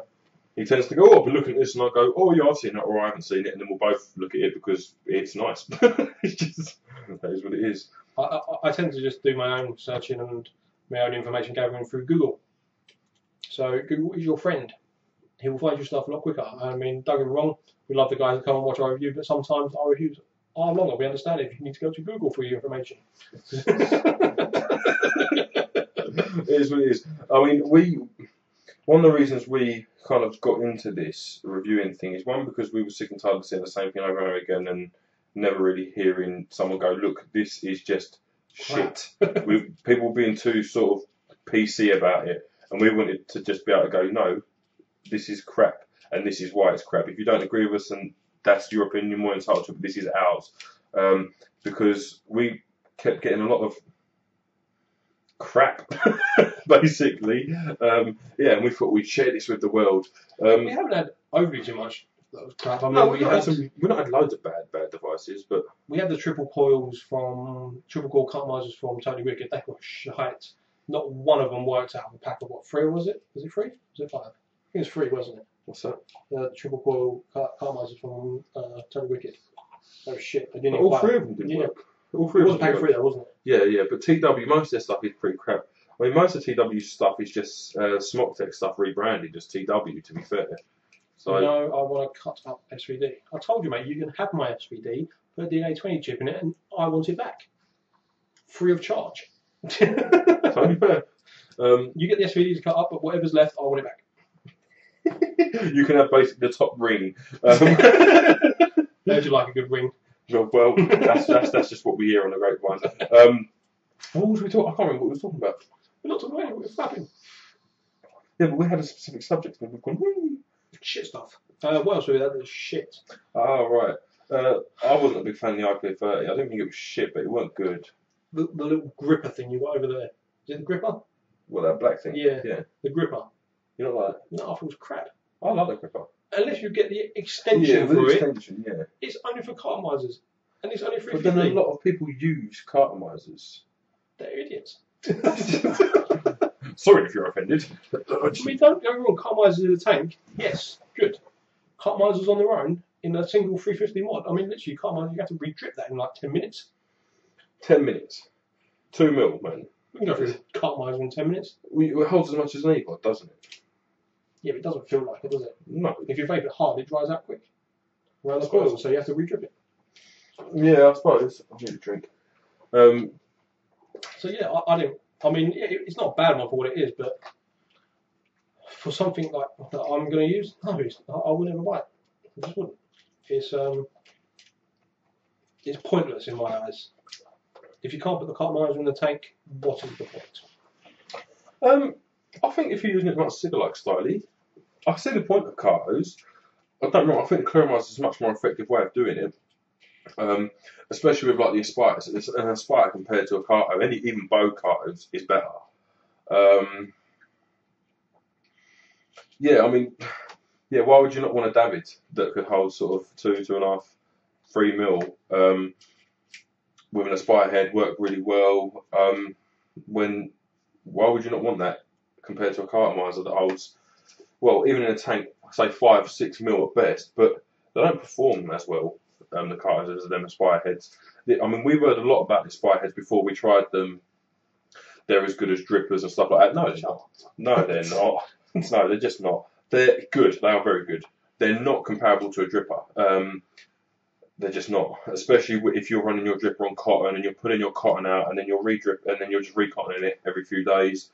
One, because to be honest with you, that's as easy as changing a head.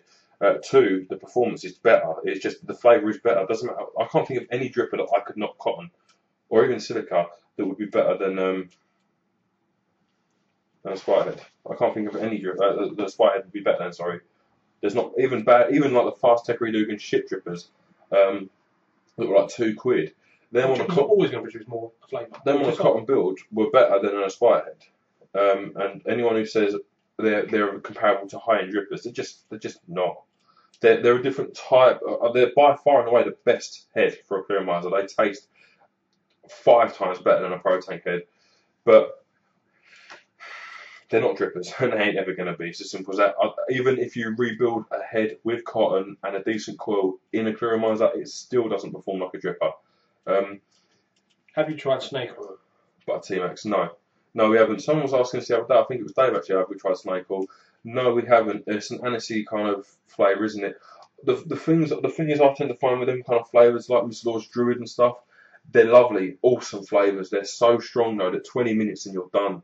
For me anyway. And once you've dripped it, you've got to change your cotton and everything. It's not even like you can drip sort of a complementary flavour over the top of it, because no matter what you drip over it, it ain't coming through. I enjoy them, but it's a very, very brief amount of time. I'd like to have a dripper just for that I can have a few puffs of when I fancied it, and then it would go back down. Seen an MPV2 version 2 made into a DNA 20 upgraded wire needed just. Yeah, I've heard getting the I think what was it? Nige said that MVP easy, like can be taken apart and whatever, but it's not silly easy. But in terms of form factor, yeah, I can imagine the MVP would be a lovely little way of doing it. Sorry, guys, about noise. I think the MVP2. Someone's got their head wire out. Indeed, would be a lovely way of making a DNA 20 into a decent form factor, especially if you can get the 650 in there, or possibly 2, or if you're using lipo on cells in a flat pack, and then have it so you can still use it as an external port for your USB charging your phone or whatever. That would be awesome. Have you tried the Helios yet, chaps? No, mate, we haven't. Yeah, I looked at it a few times. It's a 22mm dripper, so it interests me. And the fact you've got 2 board, 1 positive that branches into 2, and then 2 negs, that literally bellows quad me without even thinking about it. But no, not yet. It's been in the basket a few times. We just haven't placed an order with fast ticket. It's such a pain in the arse. Neil was actually placing an order with fast ticket the other week. He goes, yeah, this is on its way to you, blah, blah, blah, blah. Sweet. And because it's going to Neil, I don't find myself going, where is it? But yeah, no, it is annoying. The only way we go to fast ticket anymore is if we're paying for the upgraded shipping and we know it's going to be less than 10 days. Do you recommend a Carto tank rebuildable setup like the Killer, or do you think they are outdated now? We've tried the Killer and it was okay as a dripper. In a tank, until they put on some reverse threadings in the right spot, so it doesn't undo the whole build when you're doing it, it's a pain in the arse, and it's not worth its money, the Killer. It's just not. It is nice to have, and I would like to have one, but I don't see me sitting there all day to re-rig it every time that it needs to be re-rigging, like I with the K-Fun. The other one is the Diver. Haven't tried one yet. We've got one. Lee sent us one down. We just haven't got around to trying it. And Lee, if you're watching next week, mate, it's coming back to you. Even if we haven't done a review, because we've had it long enough now. Yeah. Just so much going on. Yeah. So, do you reckon I think at the moment, No, unless you're buying heads. If you're buying heads for the killer or the diver, in but you still particular, got the point of putting it into a tank and unscrewing and fuck up your build. not the diver. What? We haven't tried the diver yet. No, but I know a lot about the killer. diver. It did. The killer it did, but the killer Until we tried the diver. The killer in that D-base tank was fine. It was building it was a pain in the ass. Filling it wasn't too bad. Do you know one thing I would recommend if you're looking at a killer, and it's a simple thing, but that is what it is. The DCT filling tool for your cartos from like anywhere that does them, basically they'll do the DCT filling tool for about £3. Get that if you've got a killer, because it makes filling a tank that hasn't got a top filling hole it would then be usable constantly. Yeah, I don't think it's outdated. I think in a lot of senses it's the way forward, but then they've got to perfect it. They haven't perfected it yet. I mean, we haven't tried the diver yet. Once we do the diving review, we may say at the end of that whether we think. Well, thinking about it, in a 22mm factor in a tank with a diver, you've got 4-5mm best, 5mm best. Yeah. K-Fun's 4.5mm. Yeah, it's outdated. Right, one last question. Seeing as you're running out, have you guys ever modded your drippers? Drilled holes out? If so, what's a good size to drill out? I know it's subjective, but opinion helps. Depends. Hell yeah, we've modded everything. DDA, we've drilled out. My DDA's got 4 2.5mm holes in it. It's like a colander. The IGW? It's got 2 3mm holes in it. The IGO's got 1 3mm hole in it. They're for cloud chasing.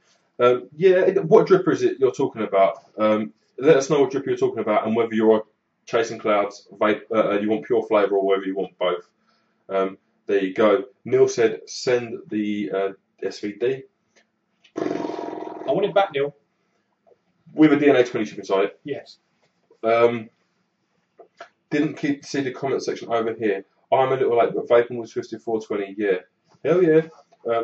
He's vaping with twisted. He's just one of them reviewers that you think, I'm not watching you for information, although you're giving it, and you do learn from him. I'm just watching you because you're entertaining me, and yeah, we like that. We like to be. We've always said we're semi-entertaining, semi-informative, and far from professional. And we've had people say to us, "You're not professional reviewers." I'm like, what point was we trying to be? We never tried to be professional reviewers. If you're a professional reviewer, go and see Scott. Go and see Scott, or go and see PB, go and see Todd, because these guys are professional reviewers. This is their life, okay? They have no other life, really. I mean, Scott has got kids and whatever else, but Todd and PB in particular devote all of their spare time to this, and we just have lives. We have a job. We have jobs, we have lives, we have things we need to take care of. I have a kid, and it's just, I'm sorry, but the Facebook group I can maintain whilst doing all my everyday life, because I'm at work, I can play on my phone or whatever else. Sitting in front of a camera with the Minge, when we're both together, neither of us got anything else to do. We get very limited time, and even more so recently, it's even further limited. So, yeah, we can't make this our entire life. If we was doing this for a job, then yeah, but if we was doing this for a job, we wouldn't enjoy it. So that is what it is. Drippers are great as long as you can recall. Remember, a lot of people don't want to mess about with wiring, etc. Yes, I agree that not a lot of people want to mess around with, but once you actually get just a little, like a couple of meters of silica and a couple of meters of wire at whatever resistance you want to go for, I mean, if you want the lower ohms, then you get the higher, the thicker wiring, the 0.47s and the 0.37s and all that kind of rubbish. But I guarantee you, anybody can do it.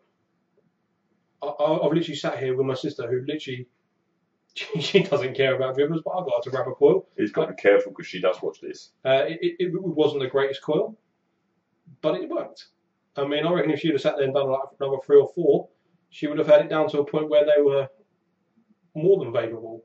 I mean, let's be honest, in a dripper, even a crap coil will taste better than a chloromizer. And it's just, as long as you're not getting hot spots everywhere, you're fine. Just as long as like the whole of the coil is touching the silica and not too tight, you're pretty much safe as houses. I mean, yes, there is a learning curve. There's a learning curve for us too. Well, our learning curve was about 10 minutes. You can watch our learning curve if you like, because it's on YouTube. Yeah, it was about 10 minutes of like recording like real course.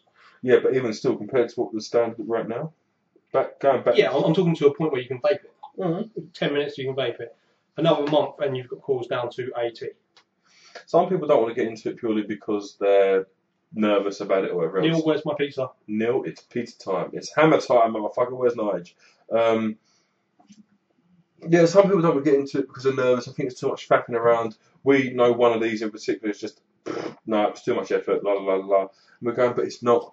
We're going, look, just send it to us. We'll put a coil in. All you have to do is pull cotton in and out. It's so easy. It's not even funny, and they're just like, no. It's the same way some people are so close to the idea of electronic cigarettes in the first place. Right, I've got a Helios and Trident V2 in this week. Stick my name on one of them each, please, as well, Nige. You know what the list is already. Might want to put 2 of them on. 2 of each. There you go. I can't remember what I was saying now. Coiling, wasn't that? So, oh yeah, basically in the same way that some people are so opposed to electronic cigarettes because they're too used to standard fags. It's just one of them ones coming. Nigel's just messaged me as well. I've got Helios and drippers in this week. Lovely stuff. We definitely want the V2, mate. Definitely the V2. Really interested in that. So you put a picture up on your Facebook group the other day. Oh, Nigel, you want to blacklist Neil? Yeah, Neil's not allowed any because of extreme racism. Most definitely. Until I get my DNA 20 SVD back, Neil is blacklisted. Find the Flash. Nigel hasn't got a store. If you're on the Facebook group, look up, just look through the list and you'll see Nigel in there. Failing that, post it. Nigel will comment. If not, I'll tag him and then he can comment on it. But yeah, head over, guys, and check out Nigel's Facebook group and eBay site. He said to me that if you go to him through Facebook, you can do you a better deal. I'm guessing because things like eBay listing fees aren't involved, and possibly you can trust Nigel. He's one of them. We'll vouch for him. But if he if you friend and family him, obviously he doesn't lose money on that either. So I'm guessing he can do you an even better deal there. The Fast Helios is poor. Don't buy it. But Neil, you break everything. Yeah, Neil does break everything. You are very heavy-handed, and it's maybe that you just. He said the Trident was a pain in the ass as well. The V1 Trident. Lies. No. I think it must be. It must be going back to earlier. It must be your calling.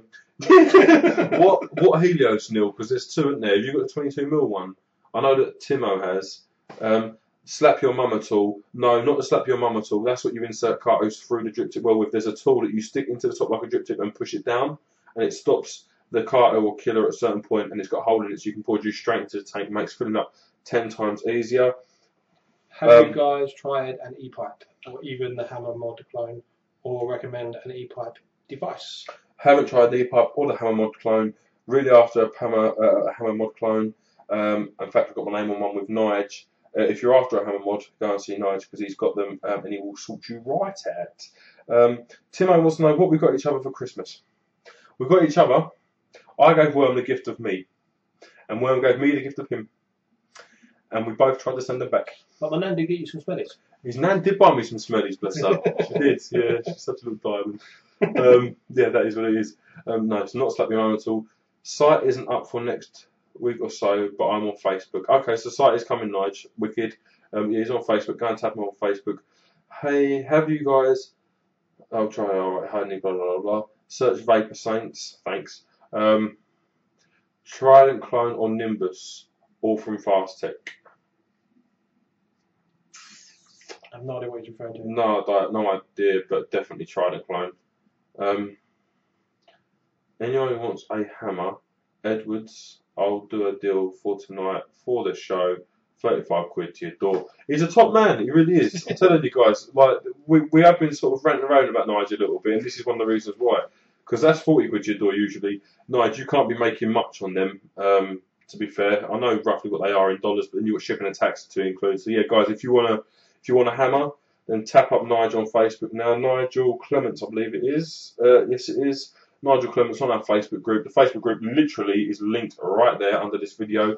Jump on there and then drop Nigel a message if you want one. I'm sure he'll sort it out for you, no problem whatsoever. And like I say, 35 quid for tonight to your door.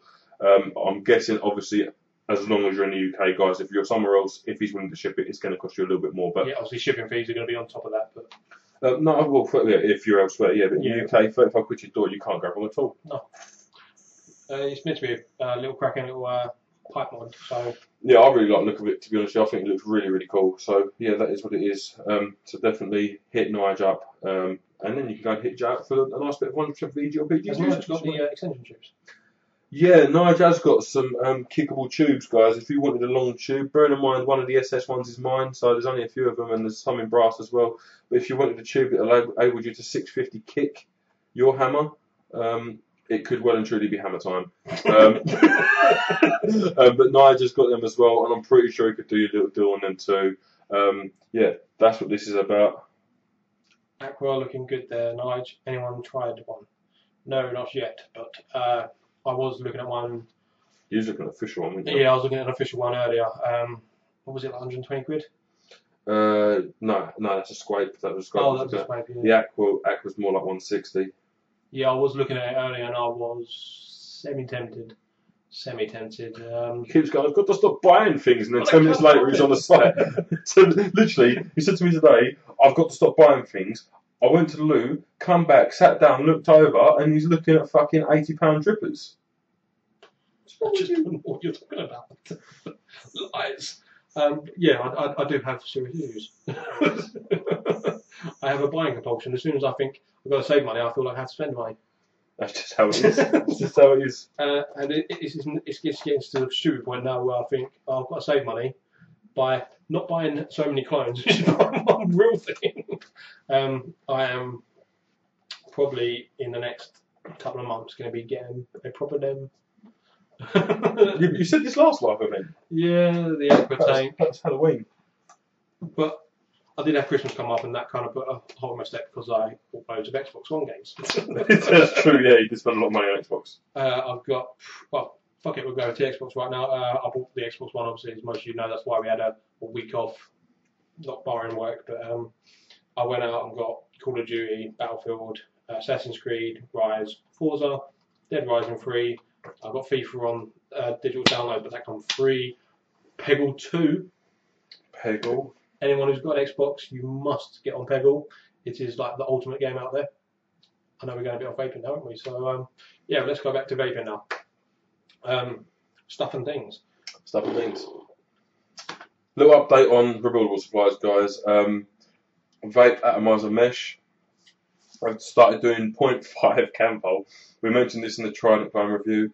This stuff, guys, I'm not joking. I wrapped the other day a 17 wrap around a 2mm drill bit in order to give me 1.2 ohms. I've got a 2.5mm drill bit I used. I've got 5 wraps in this, and it's come out to about 0.5. If that, it's probably about 0.45, but whatever. It's very intense stuff, but they're expanding again, guys. So I'm waiting for the day where I see 1.0 Canto. But we're getting ridiculously low now. This 0.5 Canto, 6 ohms per meter. So if you're into your low res builds, it's definitely worth a go. There was a lower res wire that I shared with a few of the guys, and that was the same gauge or width as 28 gauge, but it was made of different materials, so it was 4 ohms per meter. Yeah, I'm black and listed. No, you're just blacklisted. yeah, I am black and listed. Yeah, hit listed, motherfucker. But yeah, it's very low resistance stuff, guys. Obviously, same old patronising palaver. If you're going to get into these really low resistance builds, then at least make sure that your batteries are up to the task. Wouldn't want any of you hurting yourselves, because not only you're hurting yourselves, but potentially hurting vaping in general. Because someone will go, look at this silly arsehole who's burning himself up, and then everyone will go, oh my god, it's unsafe, and Royal Mail won't be allowed to ship batteries and juice and stuff that's already happening. But that's what it is. A few updates on the actual kind of restrictions that are coming into play.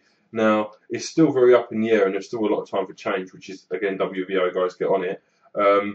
But basically, from my understanding, from what I've read, and there's so many different stories, it's not even funny, but what they're saying is that e-liquid will not be able to be sold in more than one 10ml bottle, more than a 10ml bottle. So you couldn't have more than 10 mils of e-liquid in one bottle at one time. So 30s, 50s will be a thing of the past if this regulation goes through.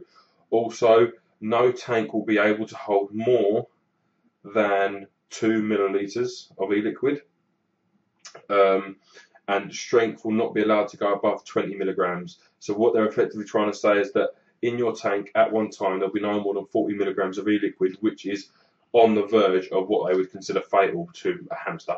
Well, no, I mean, to be honest, they say that 40 milligrams could be fatal, 35 milligrams could be fatal. But I don't think so. I must absorb more than that through my hands on a daily basis. But it's not a safe thing, if you're seeing, guys. It's a poison. You've got to be aware of it. But I think there's the one end of the scale where people are just basically having a bath in e-liquid, and you've got the other end of the scale, and you can't even look at e-liquid because it might give you AIDS. And there's got to be some middle ground. There's got to be some middle ground. So we've got to persist with it, guys. I mean, us and everyone. We've just got to try and do our best. And any petition you see, sign it. It takes 2 minutes, guys, because in a year's time or year and a half's time, when they're going, nope, that's it. You're a 36 milligram vapor, and you're not anymore, and all this, that, and the other. It's going to be you going, fuck. I wish I'd spent half hour doing all the petitions and get my friends to. Blacklisted racist. There you go. Blacklisted racist. Neil is definitely blacklisted and racist. Yes, indeed. The one Nigel was getting is closer to the original. I don't doubt that for a second. Good quality stuff at the end of the day. Yeah, it's clones and the whole clone thing. Clone this and clone that. I don't care. Yeah, I just don't care. But that is what it is. I think we're one of the only reviewers out there that say we don't care about clones. Everyone else, don't get me wrong, I don't agree with the labelling thing, but I don't care. Like, if there was a label on and one without, which one would you buy? I don't want a label, of course I would. We don't think the label's right, but we still want to buy it if it's there. Yeah, morally they're wrong. I don't think it's morally wrong to buy it. We morally don't care. I'm not the one copying it, am I? So morally, I don't think it's wrong to buy it. I think it's wrong they're making it, and they maybe need to sort what they're doing out. But no, I don't think morally, I don't think there's anything wrong buying it. So that's it. Neil, that's me. Don't drill the trident. Graham would disagree with you, Neil, because I think he drilled just a 4 mil. It's not a great atomizer. It's a whistle. But yeah, that's what it is. Yeah, the clone thing. It started out with kind of opinions on our side of things, and now I just like to annoy people. I do just like to annoy people because there's so many mods now and atties that you see on like Fast Tech Radio and all that kind of stuff.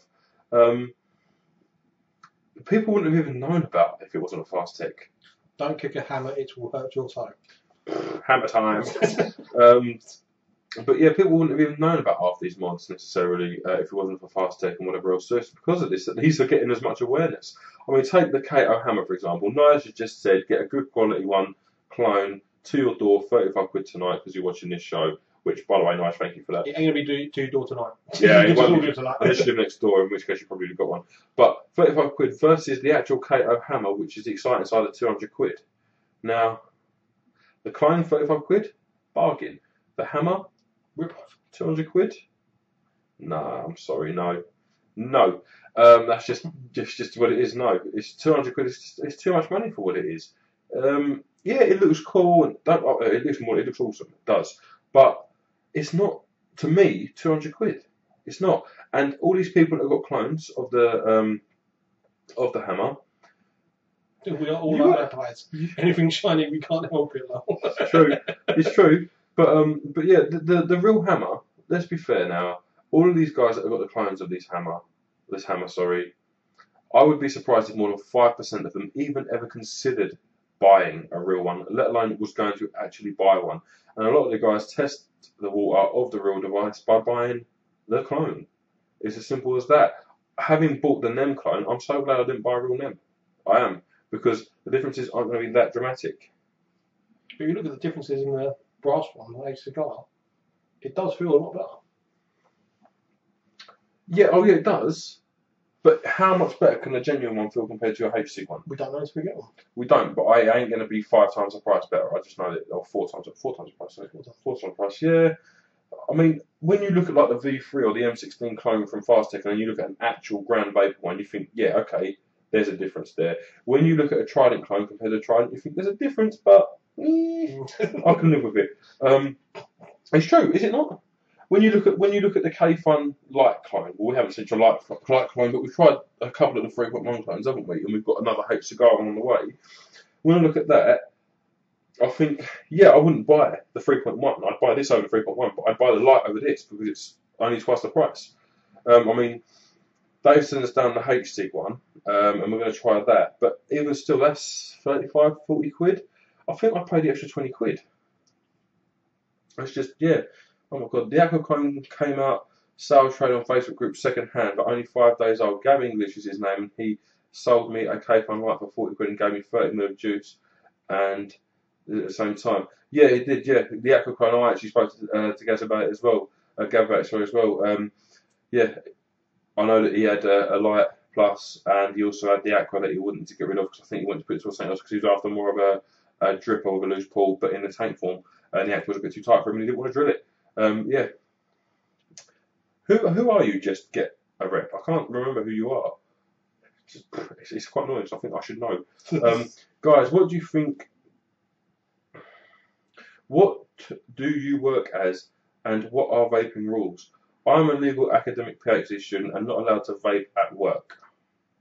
We work in an office, and we can vape. Indeed.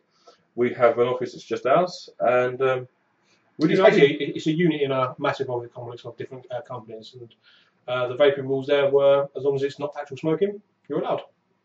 So we vape in our office. Yeah, we sit there all day, vape in our office, maybe a little bit need for speed. But yeah, we're fortunate in terms of that. But to be honest with you guys, you can vape in Asda, okay? Your Asda will allow you to, but you wouldn't. When I was smoking, if there was smoking in Asda, I wouldn't have been walking around Asda going, "Oh, look at these melons with a fag in my mouth." Just because you think you should be allowed to do it somewhere, I don't necessarily think you should. I mean, at work, even when you was working in an office and smoking indoors was allowed, you still wouldn't have been smoking at your desk. No. Okay, yeah, it's hypocritical because we will vape at our desk, and the reason we will do it is because we can. We would never. But then there's only us two there.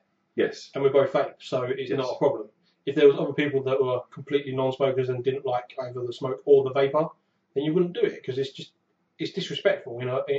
To put it blunt, I mean, there's certain times when like you think, like in pubs, there are non-smokers in there, but you're in a pub. You used to be able to smoke in a pub, and you quite happily smoke in a pub. You should be able to vape in a pub because it's not smoking now. But there are places that don't let you do that, like Wetherspoons is one. Yates's. Most supermarkets, Sainsbury's, Tesco's. You can do it in B&Q though. Yeah, I mean, like I was saying, you can do it in Asda. I mean, I used to work at Asda before my new job, and there was quite often that they didn't use. A lot of people that I found that did it, they didn't do it while they was going round shopping. It was more when they was at the checkout waiting that they would have a little cheeky puff, and there was nothing you could do because it's allowed. And yes, in some terms it should be allowed, but in some terms it also shouldn't. You know, there's certain lines of respect and boundaries that you've got to respect for everyone. It's like we say, like some places yes, some places no. So yeah, I mean, for example, in a restaurant. I mean, in a pub it's a bit different, but if you was in an actual restaurant, even when smoking was allowed, I wouldn't have smoked in a restaurant unless there was a designated smoking area. And even still, I probably would have tended not to bother and go outside. So people that just sort of go into a restaurant, have their food, and then pull this out and start using it because they think they should be allowed because it's not smoking, I think there's still got to be a certain level of decorum involved. And also, I mean, people go, "Oh, I've seen people who vape go, oh, don't smoke around me, it stinks." And then they'll quite people blow vape up all over that person. Well, as far as I'm concerned, the person smoking has got as much right to say, "Don't blow that on me," as you have to say, "Don't blow your smoke on me." Just because you think this is doing less damage than that doesn't mean the other person isn't allowed to dictate what happens to them. Happy New Year and looking forward to your reviews in 2014. All the best, men. Late for a work party, ha ha. Cheers for joining us, mate. Thank you very much for watching. And yeah, we'll be going on for a little while, but you will see us soon in the reviews. So yeah, thank you for joining us. There's Paul on the other channel. Night, guys. Budget kick or smock or Sigelli? We haven't tried a smock, but we have tried the Sigelli. Sigelli I liked, 3 to 10 watts. Yeah. Did the job well. I never had a problem with it. Smock goes to 12. Is it 3 to 12 or is it 5 to 12? I think it's 5 to 12. On paper, the Smock one because it's cheaper. And it goes higher. Yeah. Smock are a good make. Smock are generally reliable to an extent. We have a very, very sneaky suspicion as well. We're not divulging why we think this, but I would say with a smidgen of confidence, despite them conclusively denying it, that Smock may own Sigelli. Just something to think about, guys. Look at their packaging on the wholesale websites. But of the two, right now, we've tried the Sigelli, can recommend that. I would probably buy a Smock one just to give it a go because you can go that 2 watts higher. And sometimes it's nice to have it 2 watts. Most people won't vape around 12 watts, although most people vape around 10. I mean, if you're vaping below 10 or 10, probably go with the Sigelli because we tried that and we know it's it's quite well built. It actually, you've been throwing it around for quite a while and it's still working, isn't it? So, I haven't got it tomorrow.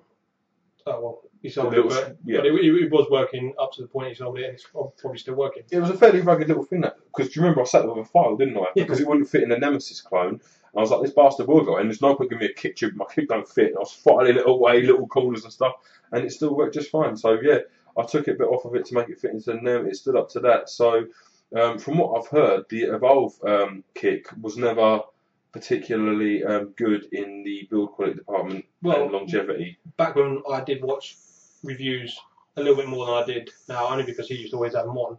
In the background, we watched a few of Mark's reviews, and he said he'd gone for about 3 of them in about 6 months. So take that as you will. I mean, he probably's in and out of mods a lot more than us through reviews and that, but still, you're paying 35 quid for something that only slips into a tube. You expect it to last a little bit longer than 3 of them in 6 months, you know? So, it's what it is. I like your styles, get serious, and then the bath/AIDS comment. Just how we roll. We plan nothing. Yeah, there is. Yeah, I mean, guys, legitimately, we plan nothing, and we think it's best that way because you tend to get more of what you honestly think and not what you think in the moment. Yeah, I mean, I'd rather sit here for like 30 seconds where it's like silence while I'm thinking about what I want. Like we did the top 80s and that earlier. I'd rather it be quiet for like 10 to 30 seconds while I sit there and actually think about it than go, I've already got it prepared. Yes, blah, blah, blah, blah, blah, blah, blah, blah, blah. This is my script. Have fun. Vape on. You know, it's just bullshit. People who don't want to sit there and talk from their own personal experiences, why bother? In my eyes, I mean, if you're not going to sit there and give a true review, don't get me wrong, some scripted ones come across really well done. They're edited properly and they look amazing, and they are very informative and easy to watch because they're like max 10 to 15 minutes long. Yes, ours could be 10 to 15 minutes long, but they go on for like 45 minutes to an hour. But or more. We have a laugh while we're doing it, and we hope you have a laugh while you're doing it as well. I mean, yes, we want to get the information across, but yes, we want you to have a laugh with us. We don't want you to just go, I'll watch his reviews because he tells you everything you need to know. That's it. We want you to come on, have a laugh, enjoy the atmosphere, come onto the Facebook group. It's more him than me because I really don't like Facebook. I mean, I've said it quite a few times. If you want to ask me a personal question or a question that you want to ask me personally, PM me. Add me up as a friend. If you will pretty much add Mr. Proton as a friend. Once you've added him as a friend, you can add me as a friend because I'm on. We'll go into the group and you're the top, same as me, because we're both admin. Yeah, but there you go. You can't add me unless you're a friend of a friend. Oh, really? No. Racist? Because I am racist. But there you go, add me in and you can add the means if you need to. But on that note, though, guys, with the serious reviews, the reviews like that always come across to me in favour of the company. And we wanted to do it in favour of the vapor. But that's just how we did it. And I mean, the channel is us chasing the perfect vape. We are on the hunt for our perfect vape, and it's never going to be ending because there's different stuff every day. And this is kind of inviting you to join us on the journey. We do reviews purely because we want to pull up an atomizer or a mod apart or a device of some description or some buildable supplies. We review everything we get. Yeah. Whether it's sent to us for free, whether we buy it, whether someone just wants us to try something. And even the minimum they get is a Facebook review, which is not happened very often. We've done it like once or twice, haven't we? And that was only because they wanted it for the Facebook group. That's what they specifically asked for, so we did it for that. They didn't want it on YouTube, so there it is. We're out there to help you guys more than the companies. I mean, don't get me wrong, we like helping the companies as well because the more they can sell of a product, the more money they have to go into research and development of new products. So it helps out everyone because stuff is only going to get better, and it is. I mean, you look back a couple of years and you had Novatex, but now you've got Aspire Heads. Aspire Heads have just, well, they've killed the Nova. Even the EVOD killed the Nova just because it's so easy to use, and that's what we want. We want easy to use with the performance of the high-end devices. I mean, that's what we're all hoping to get eventually. I mean, maybe one day there'll be a clear riser that can smash a dripper. Who knows? I don't doubt it's possible, but once you get a clear riser that can smash a dripper, they'll take that technology, put it into a dripper, and it will smash that again. So it's always fighting against every other thing and going round and round and round. But at the end of the day, the more we promote stuff, the more people get off the bags, the more it is better for everyone. I mean, I can't say I've come across anyone that said, oh, vaping just wasn't for me, I'm going back on the cigarettes because it did me no better. Fuck off. For one, your taste buds returned drastically within a week, even more so within a month. And after 6 months, your taste buds are pretty much all the way back.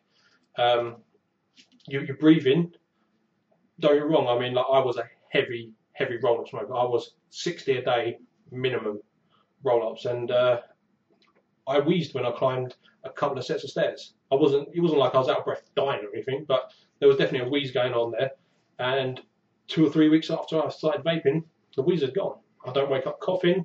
Should we do that? Someone the other day asked a vaping story, and I said we'd do it in a live. Basically, why did we start vaping? What was the reasons going to it? Basically, do you want to do that? You're kind of half into it. In a way, yeah, I'll go back a little bit. Reason I started vaping, I was extremely dying. I was dying. It wasn't like I was dying anytime soon, but I could feel my lungs were. It was hard to breathe. It was like every time that I did any kind of exercise, I needed a fag just to like open up the capillaries again, because it does. The smoke does open up your capillaries in your lungs and all that stuff, and it does help you breathe for a minute second until it all closes back up again and you're dying again. So that's hence the reason why I was a 60 a day. But literally, the Minge had his kit. He came around after about a week, and I tried it. It took me about a week, and I finally decided on what I wanted to buy.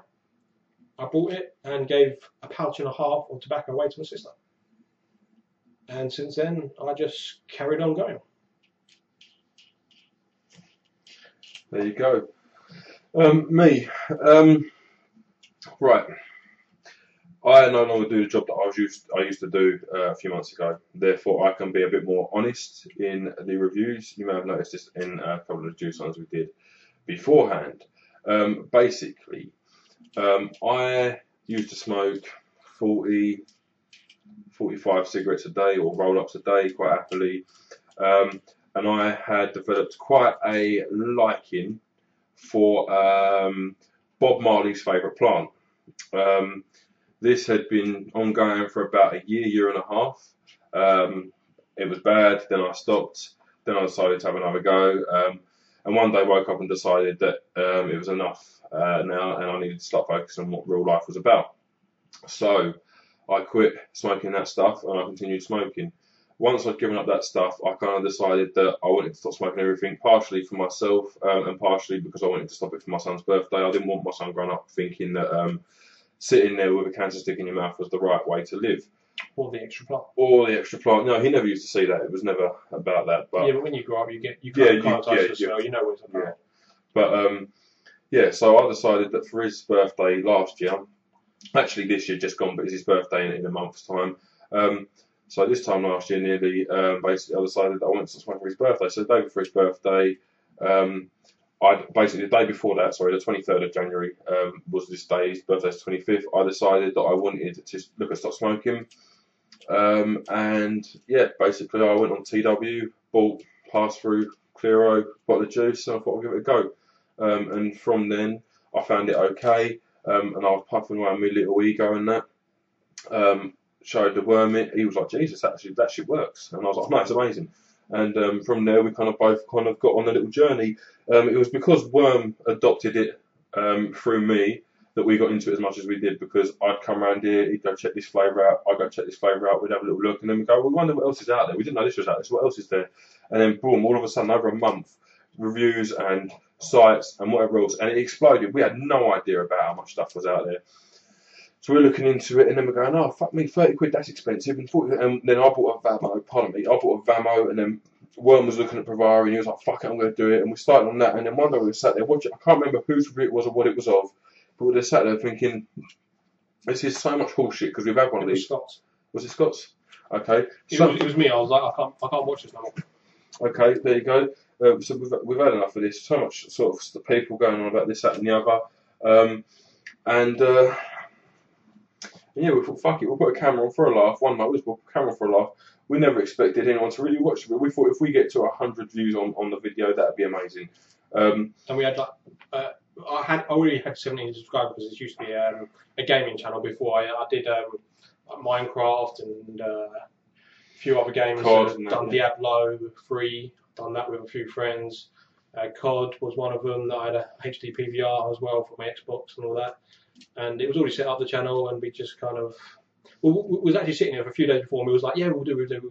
We'll get a few more stuff in. We got a few bits in. We thought, yeah, we've got like 20 different things now. We'll have a little review, and it kind of just went on. Yeah, we'll do it. We'll do a review. And it just kind of went on for about a week, and then we finally got a camera or got the iPhone now, and you can, if you watch one of it, you see us hunched over a camera like, Yeah, it was the iPhone, wasn't it? Yeah, it was the iPhone, and we've done that for a couple of weeks, and our subscribers went from it was 17 at the beginning, and it went from 17 to I think it was about 35, and it was like, Jesus Christ, people are watching us. So we started spending some money, buying some stuff. Then, this is cheeky, but we did it. We actually approached a few companies and we said, so we're doing reviews. We've been doing reviews. If there's anything you want to. Yeah, do you want anything reviewed? We did that a couple of times, didn't we? Yeah, we did it to. Vape Gear was one of them. Yeah, Vape Gear was one of them. Yeah. We was one of the first ones. The companies we kind of were speaking to anyway, so we said, oh, by the way, we haven't chatted, so we said, oh, by the way, we do reviews. If you want us to review anything, let us know. It's one of them ones. And yeah, they said, all right, yeah, well, fair enough. We didn't realise you did reviews, we'll send you some shit. So it was like, all right, fuck me, all right, fair enough. Didn't expect that. And kind of went on from now. That is, yes. That's I think one of the first big ones we got was the RSST and the AGI from Vape Gear. And that was from Vape Gear, and that was. Yeah, we was having a little chat with Keith and Kirsty, and they said, yeah, we'll drop you these. Didn't like. They stuck it on their Facebook channel. A lot of people come over, and it kind of exploded from there. A lot of companies actually contact us through YouTube these days. They send us a lot of the Chinese ones seem to come through and go, love it. Do you want to test this? And like we actually got a kit that we've already reviewed, and we said we've already got this, and they're still pestering us to do reviews on that kit. It's just like we've reviewed it. Yeah. If you want to use the thing, I mean, cheeky. We the Vamo that we got from we've got the Vamo from Vaporscape. Vaporscape. They actually put our review on there, and we didn't even know until like about 2 months afterwards. Yeah. So like it was cheeky, but it was kind of like we don't care if we got stuff and other companies want to use it. Go for it. Yeah, go for it. Use it however you feel. It's one of it is one of them ones. Like we never expected to be sat here in front of cameras and like this anyway, live and chatting to people, and making some what I would consider really good friends as well along the way. Neil may be one of them. Yeah, maybe when he's not being racist. He's near enough an honorary. Well, he's an honorary. He is an honorary. Means that was concreted the other day when I sent up a parcel. Racism does kind of at times it's too much. You just have to go, Neil, I'm going to bed. Literally, he'll be talking to me like 1 o'clock in the morning. I'll go, Neil, I'm going to sleep now. I'll chat to you tomorrow or something, and he'll carry on talking for half an hour. That is what it is. But racism. Yeah, no, I mean, we never imagined that this is going to be the case. I mean, we're approaching. Someone said it to us earlier, actually, on one of the comments on the videos that we're not huge in terms of subscribers, but everyone who is subscribed is really happy to be subscribed, really glad, gets very involved, and we kind of feel that way. I would rather have 100 people subscribed and be in contact and be willing to be community than be someone who people watch for the sake of watching someone. That's just, we would rather that be the case, to be honest with you. I mean, I do get on Facebook every now and then, normally to do my little 1 minute videos. I've done like 3 of them, I think, and then Christmas come, new jobs starting, and everything just kind of went up in the air. Xbox One, it's just finding time to have a life and still do this at the same time. And the 1 minute videos had to stop for a bit, but they will be making a comeback sometime in January, just for little tricks and tips sort of things, and just sometimes it would just be me randomly flapping stuff and tingles. I do want to point out something. If you've been subscribed to us for a long time, you've watched all of our reviews, and I know some of you have because you've even told us that you've watched all of them. At the beginning of our career, shall we say, in the YouTube community, I used to always originally say that as soon as we started getting paid for these reviews, via YouTube for views and amounts and that, we would start buying stuff and using them as giveaways. We are still yet to get any money from YouTube. I do want to make that clear, but we are giving away a lot of our free stuff these days. I mean, not everything, because there's some stuff that we like, and unfortunately it's just the way. If we think it's good, and we use it a lot, you hate getting that. I can't think of stuff we've got free. The David tank we use quite a bit, haven't we, from Nige? Yeah. But I'm looking around, I don't think I can see anything that we've got free, apart from the RSST, which is still something in the collection. But Barring that, yeah, we pretty much give everything away. We gave away, we have given away all of our starter kits that were any good. As a couple of them were to friends. I do want to point out a couple of them.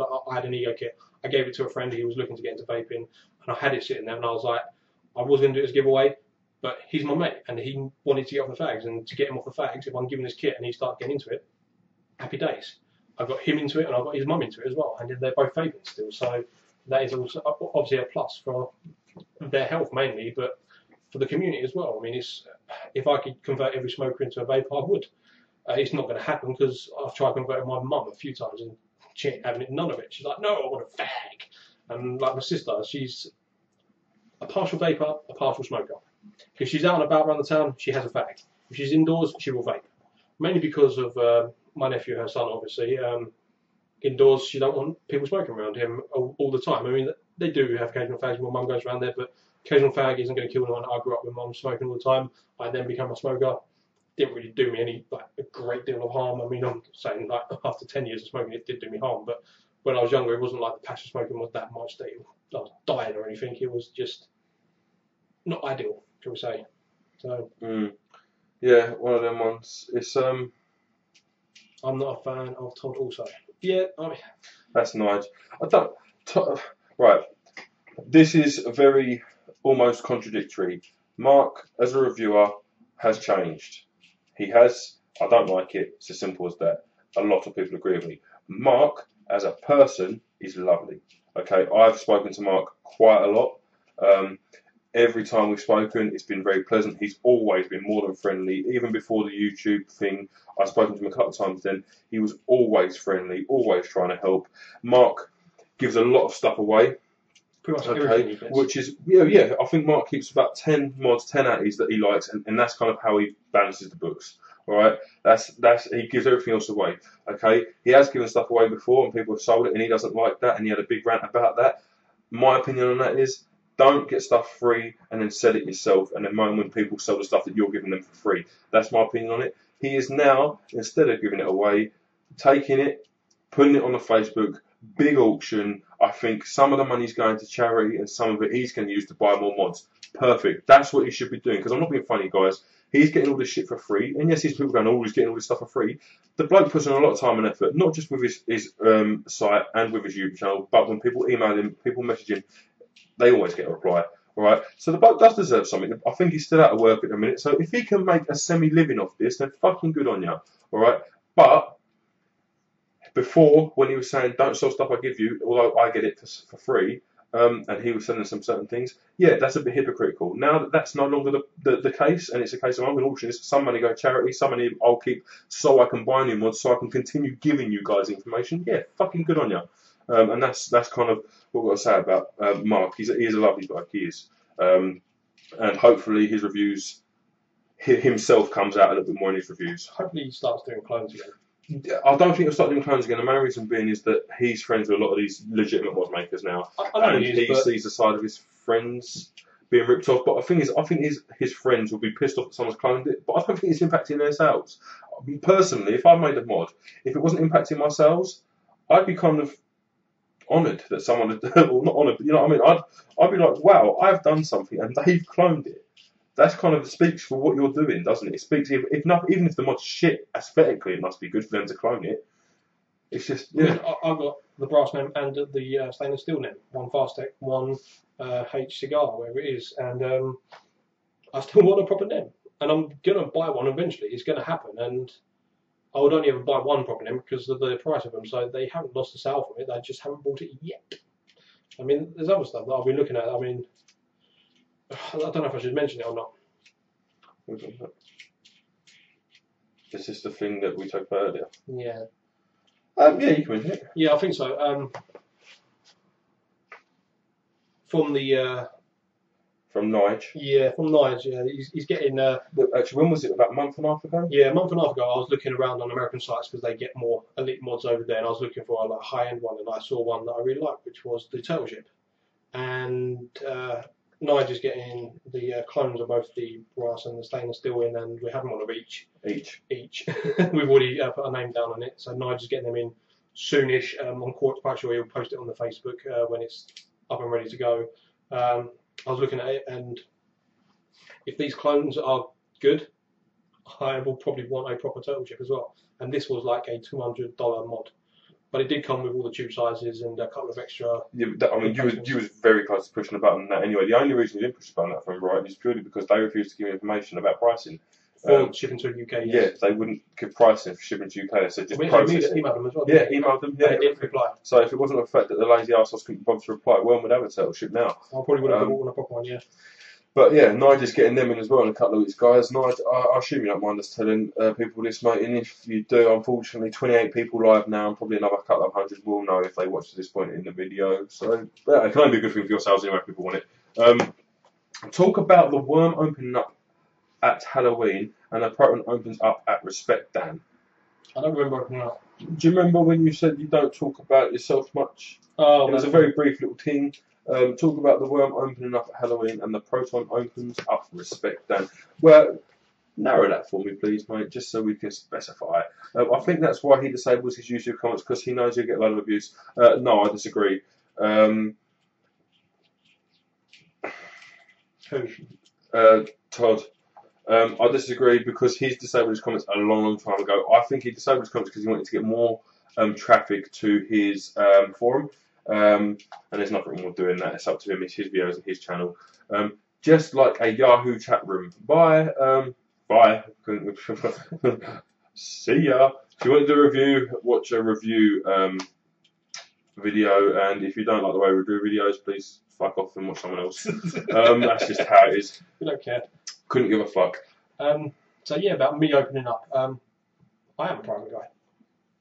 I very much like to, in my time, when I'm not doing anything like work or reviewing, I will sit here and smash 10 hours on a game on Xbox. I mean, any of you got an Xbox One, feel free to add me.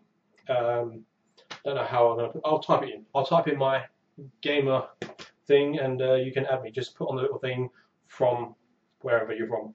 And there we go. Where's my mouse? Where's my mouse? There's my mouse.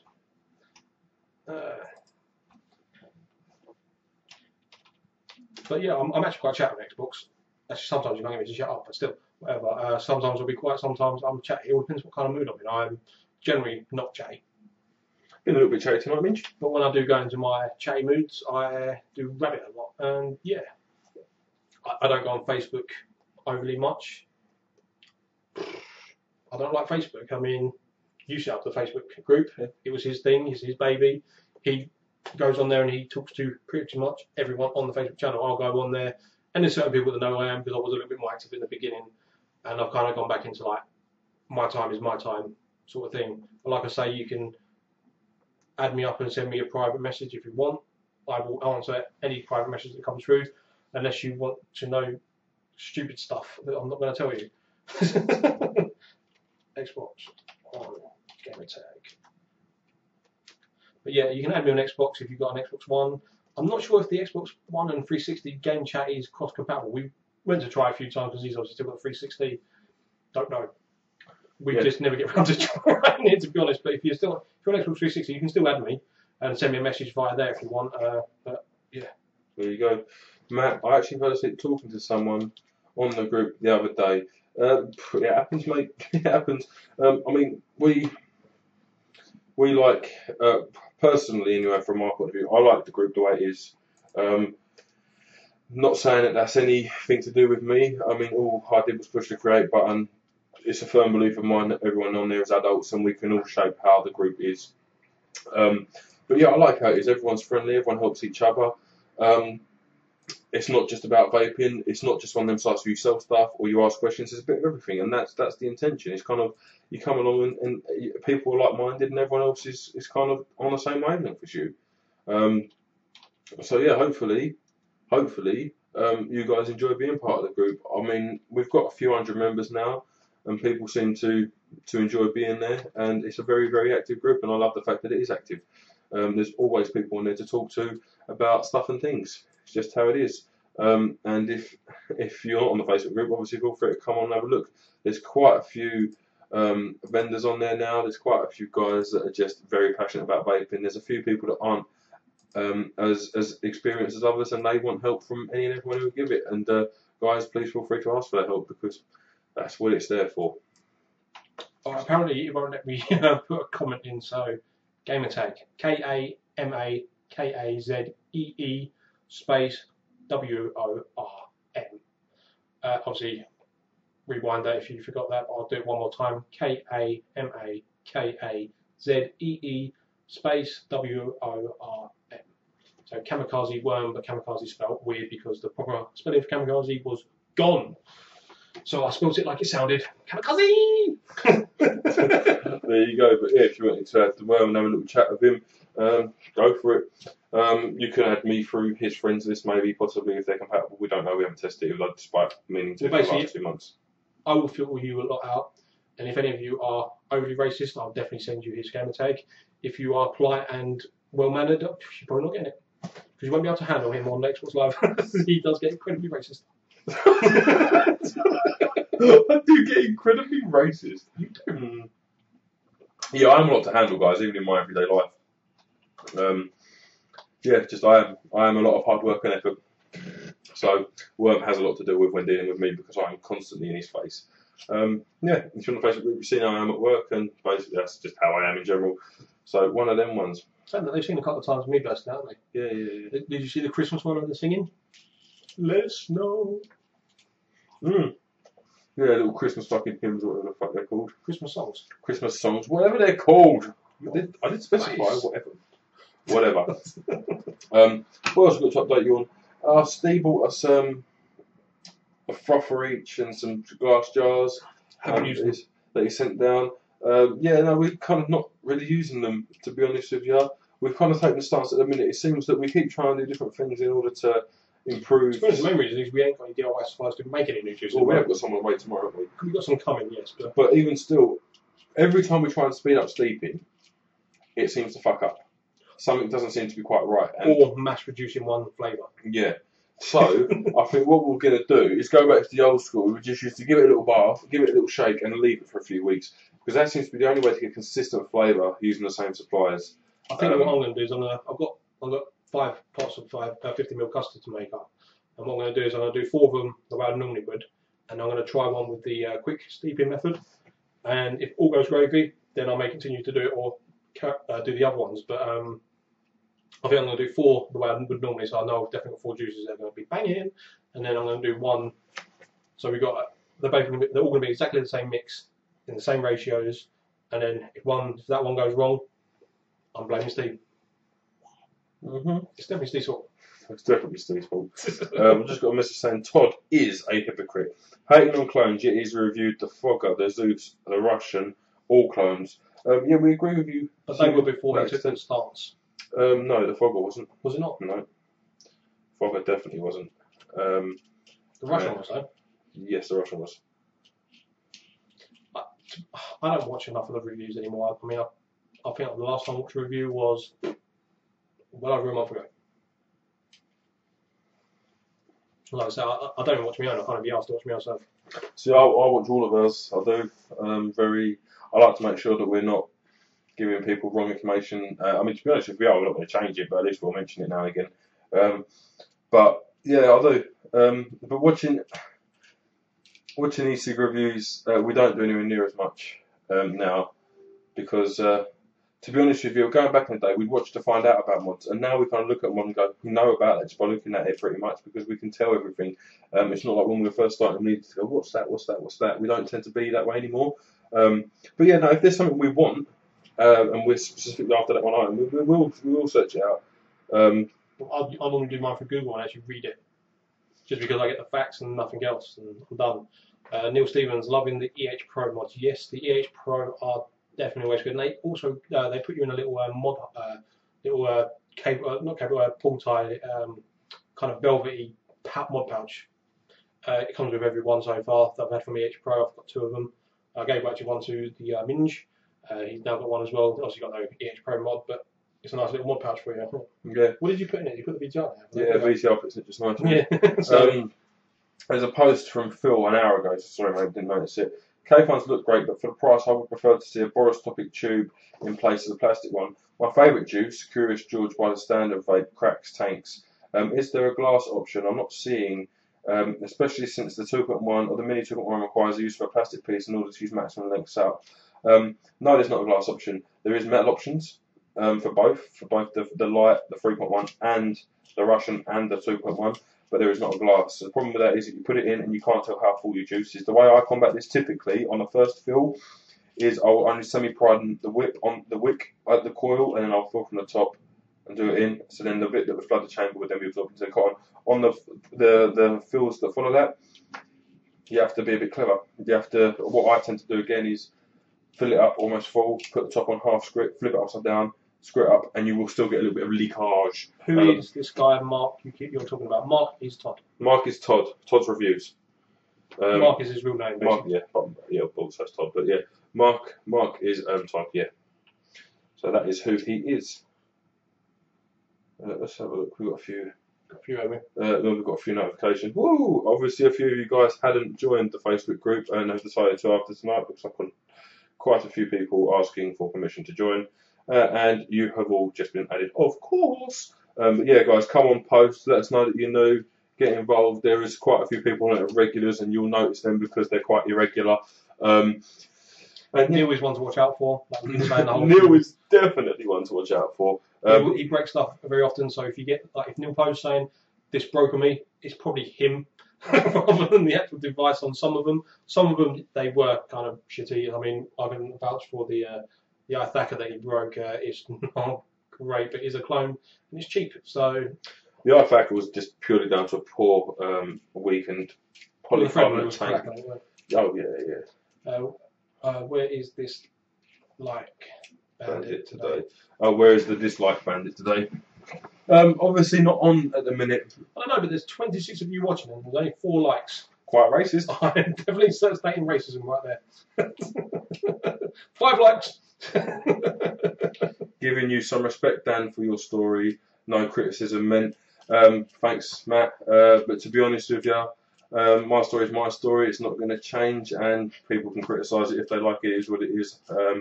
I could be one of them people that, like I say, in the job I was in previously, I wasn't able to openly express it on here just in case to get back to my bosses. Because, I was in a job that I couldn't have been doing that in, basically, so I was being a bit naughty. But that is what it is. But you're giving it up now, so I haven't done it for quite a while, but... You're for the image. Indeed. Well, actually, it probably is you, because you gave it one before, didn't you? Yes, I did, it's about a year now, yeah. But there you go. That is what it is. To be honest with you guys, I mean, I know that there's a few people out there that sympathise with this because you have done the same thing. And if you are one of them people, this is so much more fun. It really is. Don't get me wrong, it costs a lot of money, this, if you get into it like we have, but it's still less than smoking weed and smoking fags and all that kind of hoo-ha. Not to mention the effects on your psychosis with weed, the effects on your health with both weed and cigarettes. It's just all bad stuff. With you on the Facebook thing, I don't like it, just a personal preference. Yeah, I will go on Facebook when I need to, and I will if someone's tagging me and saying, because it pops up on my phone. But unless you tag me and saying or send me a personal message, all other notifications are disabled. I will not know what you're talking about. Mine, what's your card number as well? What's your card number? Neil, you're not having my card number. You can have my card number. It is 69 69 69 69 PLEASEFUCKFF. Lovely review, guys. Easy to watch, informative and fun. Keep up the great work. Thank you very much, Clive. I think that's one of the ones that just added to the Facebook. The same picture that I saw on your phone. Yeah. So Clive is new. Welcome to the Facebook group. You'll be dealing more with him unless you actually personally message me, like I say, or tag me and say. Then I'll pop on and reply, but I'll literally reply and bugger off again. So, sorry, but I'm normally head deep in a game of some sort. And at the moment, Dead Rising 3. And at the moment, you lot are keeping me away from Dead Rising 3. You're all racist. You're all racist. All of you. Especially you. Yeah, whatever. But, thanks, Clive, for the support. I mean, obviously, thanks to everyone. I mean, obviously, there's only 28 of you watching now, but... I'd imagine it's going to be a couple of hundred. Whether you watch the whole thing or not, I don't know. Some of you or some of you won't. But obviously, it is a big thank you to you guys. Because do you know what? We're like I said, we're approaching 2,000 subscribers, which in itself we've never even come close to expecting. I mean, I know the likes of Grim have got like 50 odd, and Mark's approaching 30 and that. So obviously they got a lot more than us. it's not. It's for us. It's not a competition. We're happy just to have anyone. Like we said, we'd rather have 2,000 good subscribers than 50,000 people who don't really care. Yeah. But yeah, obviously, it is a big thank you to you, and we nearly hit another milestone. Our overall views in the last 7 or 8 months now, we're basically very close to 150,000 views in the 7 or 8 months that we've been doing this, and we think it's amazing, absolutely amazing that many people have tuned in, even though some of them would have tuned in for 2 minutes, and other guys, like some of you here, will watch each and every review we do just for the lulls and background noise. Every support is very much any support is support. Even those dislike people, we love you too. Yeah, we don't care about the random dislikers. What I like about the group, apart from the friendly, helping nature of it, is that we can say what we want. Yes, you can say what you want, but I do want to state that any bullying other people for their posts will be coming down with a harsh hammer. Yes, it will. We do not tolerate any proper racism. If it's in jest with Neil, that's fine. Yes, yeah. If it's against Neil, it's totally, absolutely fine. But no, that is something that we was going to talk about. I don't think we actually planned between us to talk about it, but I think we both had ideas that we were going to say something about it. It's not something that's common in any way, shape or form. But there have been reports of people being, I wouldn't say victimised as much, but people being penalised for posting certain things, both high and low end at ease. And just because they don't like it. Yeah, just because they don't like it and they think it changes the dynamic of the group. This will not be in any way tolerated. We are not elitist in any way, shape or form. We are happy. We're happy with high end and low end. I've got Proton, we've got low end stuff like I've still got bloody 808 ego batteries. Yeah. Yeah, guys, it's live and let live. All right. If someone wants to post something planned, you let them. If someone wants to post something planned, you let them. Just you get any crap for it. You get any crap for it, and let us know. There will be warnings in place, guys, and it will be one and you're out. All right. So you will be informed as to the warning, and you will be told why. And then if you are kicked out, you will be told why as well. I would like to point out, guys, I've never had to kick anyone out of the group, neither has Worm. And we would like it to stay that way because, guys, in all honesty, we want it to be a friendly atmosphere. And if someone tries to ruin that, we will make sure that they can't do that. I do want to say as well that for people that, if they do, but we hope you don't, but if you do get some sort of abuse, we need a screenshot of this so we can see it. We can't just take anyone's word on it because it will be a bitch fighting contest. One person say, "Oh, he said this and he said this, but he did," but they're saying he didn't. They're saying they didn't. Well, you send me a screenshot or Mr. Proton a screenshot. We've got it. So when we go to this person and go, "This is what you done," blah blah blah blah, don't do it again, and they go, "No, we didn't. Here's a screenshot. Yes, you did." There you go. Also, guys, just another thing to be aware of. We're all adults, and I have partaken in this more than once. A bit of friendly banter between a few of the guys and a few of the girls. And if it's friendly banter, totally acceptable, especially when it's on the public platform and everyone's getting involved. Mick, you were introduced to the group in this fashion, and honestly, mate, you're still one of my top 10 people for that. But I have had reports recently of particularly female members being harassed to severe extent. I mean, not just a little bit, I mean to severe extent, by guys asking for things they shouldn't be asking for, and also just generally stalking. And again, guys, not only will they just block you, but also then you will be out of the club. That's just what it is. It's not rule with an iron fist and do as we say, because that's not what we think, but there are some things that just aren't tolerable by anyone, and it doesn't matter, it's our group. We would, if you'd rather go to a vote, we'll publicly hang you. Don't bother me. But that is what it is, guys. So just bear in mind, let's keep it friendly. Lovely stuff. Still have a good laugh. Yeah, it's all about the laugh. At Neil's expense. Definitely at Neil and Steve's expense. Steve is always wrong. Yeah, Steve's always wrong. Neil always breaks stuff. Yeah, Neil breaks everything, and it's always Steve's fault. But that's just that some of these guys, I mean, Steve, Neil, Dan, there's quite a few guys that have been with us from like the very beginning. Dan in particular, from like one of our earliest, like from 40 subscribers, Dan's been there, and Neil and Steve have been there very early on as well. Some of the first on the Facebook group, going back to the great arguments of woe, which people will know about if they were there for them. Obviously involving me, and yeah, obviously, guys, you've shown us tremendous support, and we're incredibly grateful for that, despite the amount of racism that we do give Neil. And one, guys, just to clear up, because someone did say to me the other day, you do say racism and racist a lot. when we say racism, it's not meant in a term of someone who's been abused because of their race. We are modernising the word racism single-handedly between the two of us. Everything is racism. Everything is racist. He is racist. I Most am definitely. racist. That camera is racist. The screen that we're watching us on is racist. The comments, racist. But that's just what it is, guys. All right. So if you hear us say it, don't take it literally, because it's not meant that way. Neil's at all. definitely racist. Neil's definitely racist, and he admits it as well. I mean, look, he's called us a minge there. We don't even know why we're minges, Neil, but I don't understand this abuse that you throw at us because it's just uncalled for. No, Neil Stevens Minge. So maybe he's categorising his new name. Neil Stevens Minge. Possibly. But yeah, that is what it is, guys. Still on the leisure liquids thing for DIY juice suppliers, guys. They seem to have each and everything you need. They've just got in Custard. 72 custard and all the good flavours, but they've just got in 72 milligram Nick 100ml for 19 quid. I know not the cheapest, but seeing as you're there and you're buying stuff anyway, and The other good deal on there as well is PG. 50ml is $1.99.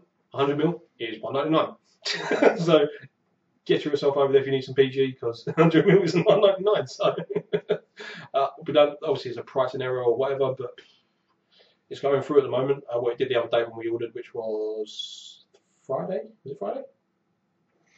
Sorry, I'm in the middle of reading. It was Friday, wasn't it? 'Cause it was Yeah. Friday we ordered, so don't know if it's still, if it has been corrected or not yet. I would possibly assume, but go and check it out.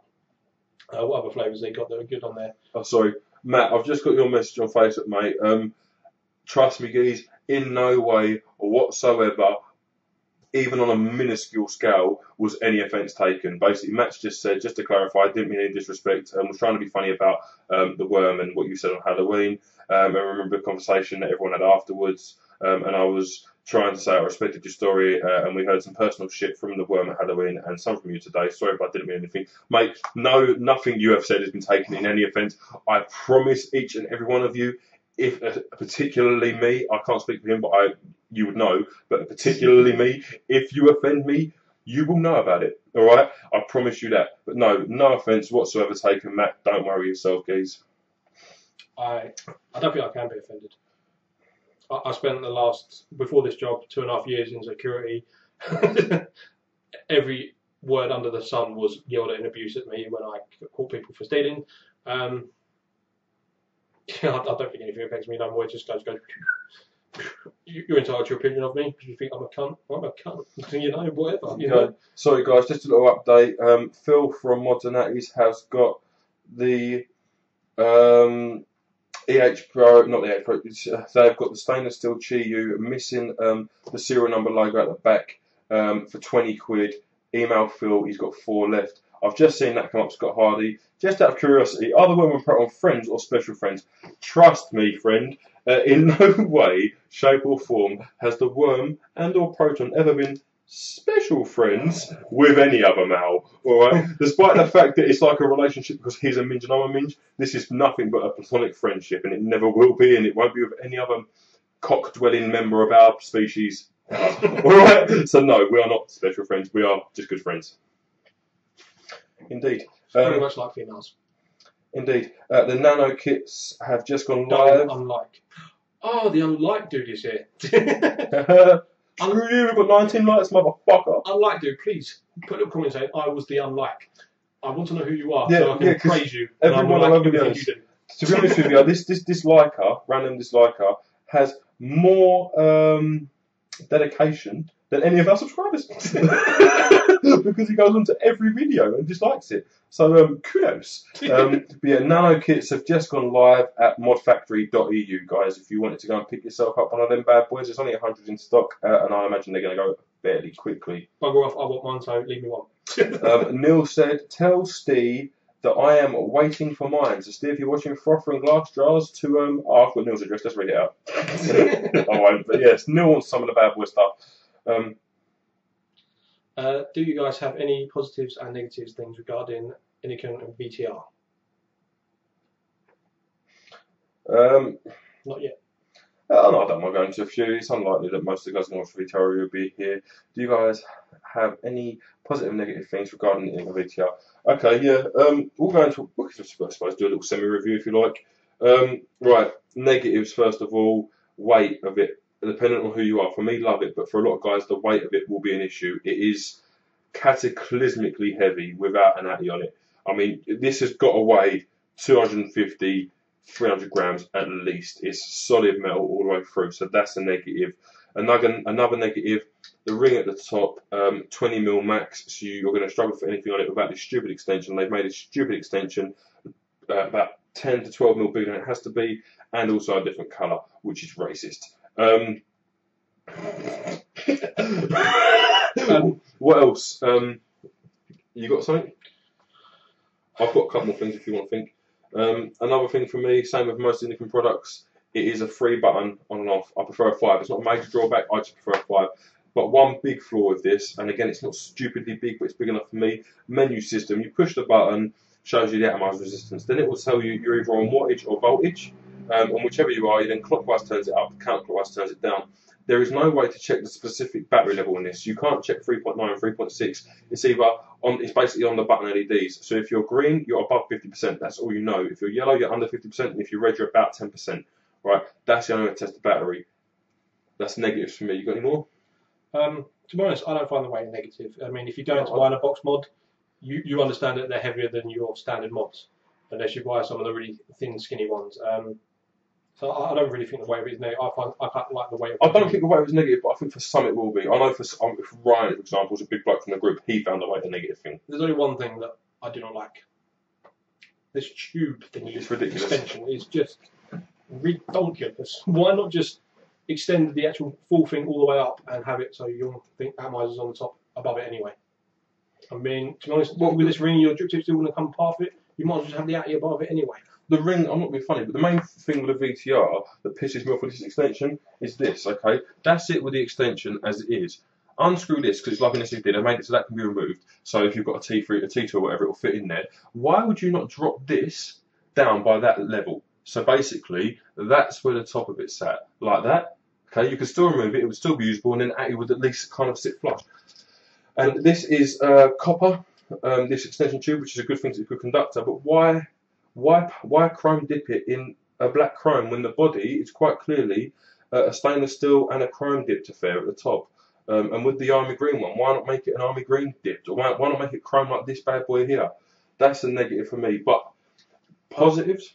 Or have you still got negatives? There's still one more negative, is the fact that, yes, it's 22mm, yeah, it's not a common size. Make it 23mm.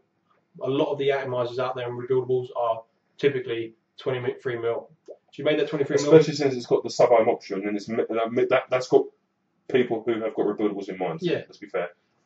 But most of the stuff that I would use on it are 23mm, or even the K-Fon that's 22. It still doesn't fit in there. The K-Fon will fit with a nano kit. This is the annoying thing. Nano kit. This spinning wheel at the bottom is 22mm. I've used the DRAX LV2 in there. Fits fine. So up the back it's all 22mm. They've intentionally made it so you can only fit sort of 20mm atties in there, like iClears and stuff, which I can see it's their device, but give us options, people. Any more nicks? No, that's it. It's just this is the main one. Make it so you can take 23mm and basically make it so that thing is either flush or the same colour.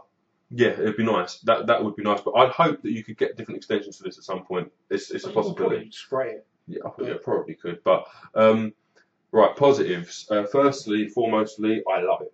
And that's a positive. That is a positive. I love the weight of it. I love the screen on it. I love the button push. The wheel rotation is very responsive. It seems to hit the numbers that you set it to, which is awesome. Variable voltage, variable wattage, can run sub-ohms. This here, the connection at the bottom, you can actually turn it so if your air hole's facing somewhere you don't want it to, move it. And your air hole will be wherever you want it to be, which is awesome sauce. It's 61 quid at the moment on UK e-cig store, and for that you get that awesome case, which in itself I think is worth 60 quid. But you get the case, the extension, the mod, and iClear 30S. And 30S will take a 510 drip tip as well as its stupid knuckle drip tip, and it's a good clearomizer.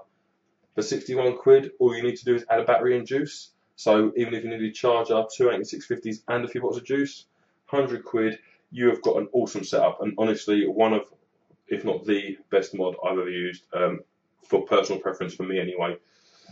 I'm not saying any positives because I'm waiting for the review because I'll probably use it a little bit more by then. Yeah. So I'm holding off on my positives for the review. Okay, what battery and tank are you using at the minute? Okay, I've got Worms Typhon on a VTR. I've also got a Kfun 2.1 Mini on a Bargua clone, 14500, and around it somewhere I've got my Kfun light on Worms brass NEM. I have my Kfun on my brass NEM or my new Enzonic Black. There you go, that's what's being used right now. I only tuned into you guys recently, but I have watched quite a lot now, and it's all been very helpful and enlightening, so thank you. You're welcome, Blocks Electrics. Reinhardt, I have a screenshot of Neil calling me a cracker. Reinhardt, did you find that offensive, or did you find that funny? You have a screenshot of Neil calling you a cracker. Neil. Was there some racism in both ways? And was he talking about Jacob's cracker? More to the point, because if he was, that's not technically racist. So yeah, that's what it is. Tell Sam mine. Neil said, special friends, LOL. Piss myself laughing. Laugh my fucking arse off. No, we're not friends. We did take Neil out for dinner once. We did take Neil out for dinner. We took him out for Chinese. We had a bit of bromance. Yeah, we went for a drink and we went for Chinese, and then we blew some clouds. Yeah, it was good. It was good. It was nice to meet Neil in person, because obviously we've been speaking to him for quite some time. Got quite friendly with both of us, and yeah, wicked. I think you just read something ago again. I only just listened to you guys recently, but I've watched quite a lot now. I've done that one. I'll say thank you. It's all been very helpful. I'm enlightened, so thank you. Thank you for taking the time to watch us and listening to us, giving it the flappery dugan. Yeah. I am interested in who this unlike fiend is. Yeah, the disliker. Guys, see if you can work out who he is. Let's stalk him. I think it's Neil. You really probably is Neil. It's Neil. Racist. Yeah, probably. But yeah, we are interested to see who this disliker is, because obviously he's showing serious dedication. Then that in itself deserves an applause. I have a screenshot of Neil calling me a cracker. Reinhardt, Maliki, I can't remember who you are on the Facebook group. I really need to start linking these YouTube fucking names to people that I speak to pretty much every day. They're quite bad of me. Or make the YouTube channel with your real names. Yeah, or make the YouTube channel with your real names. It's because I'm black. Or is it green? I cannot comment on that, Neil. All I can say is that you may possibly be a darker shade of white, and you are definitely racist. A darker shade of white and definitely racist. I like that. Definitely describes Neil.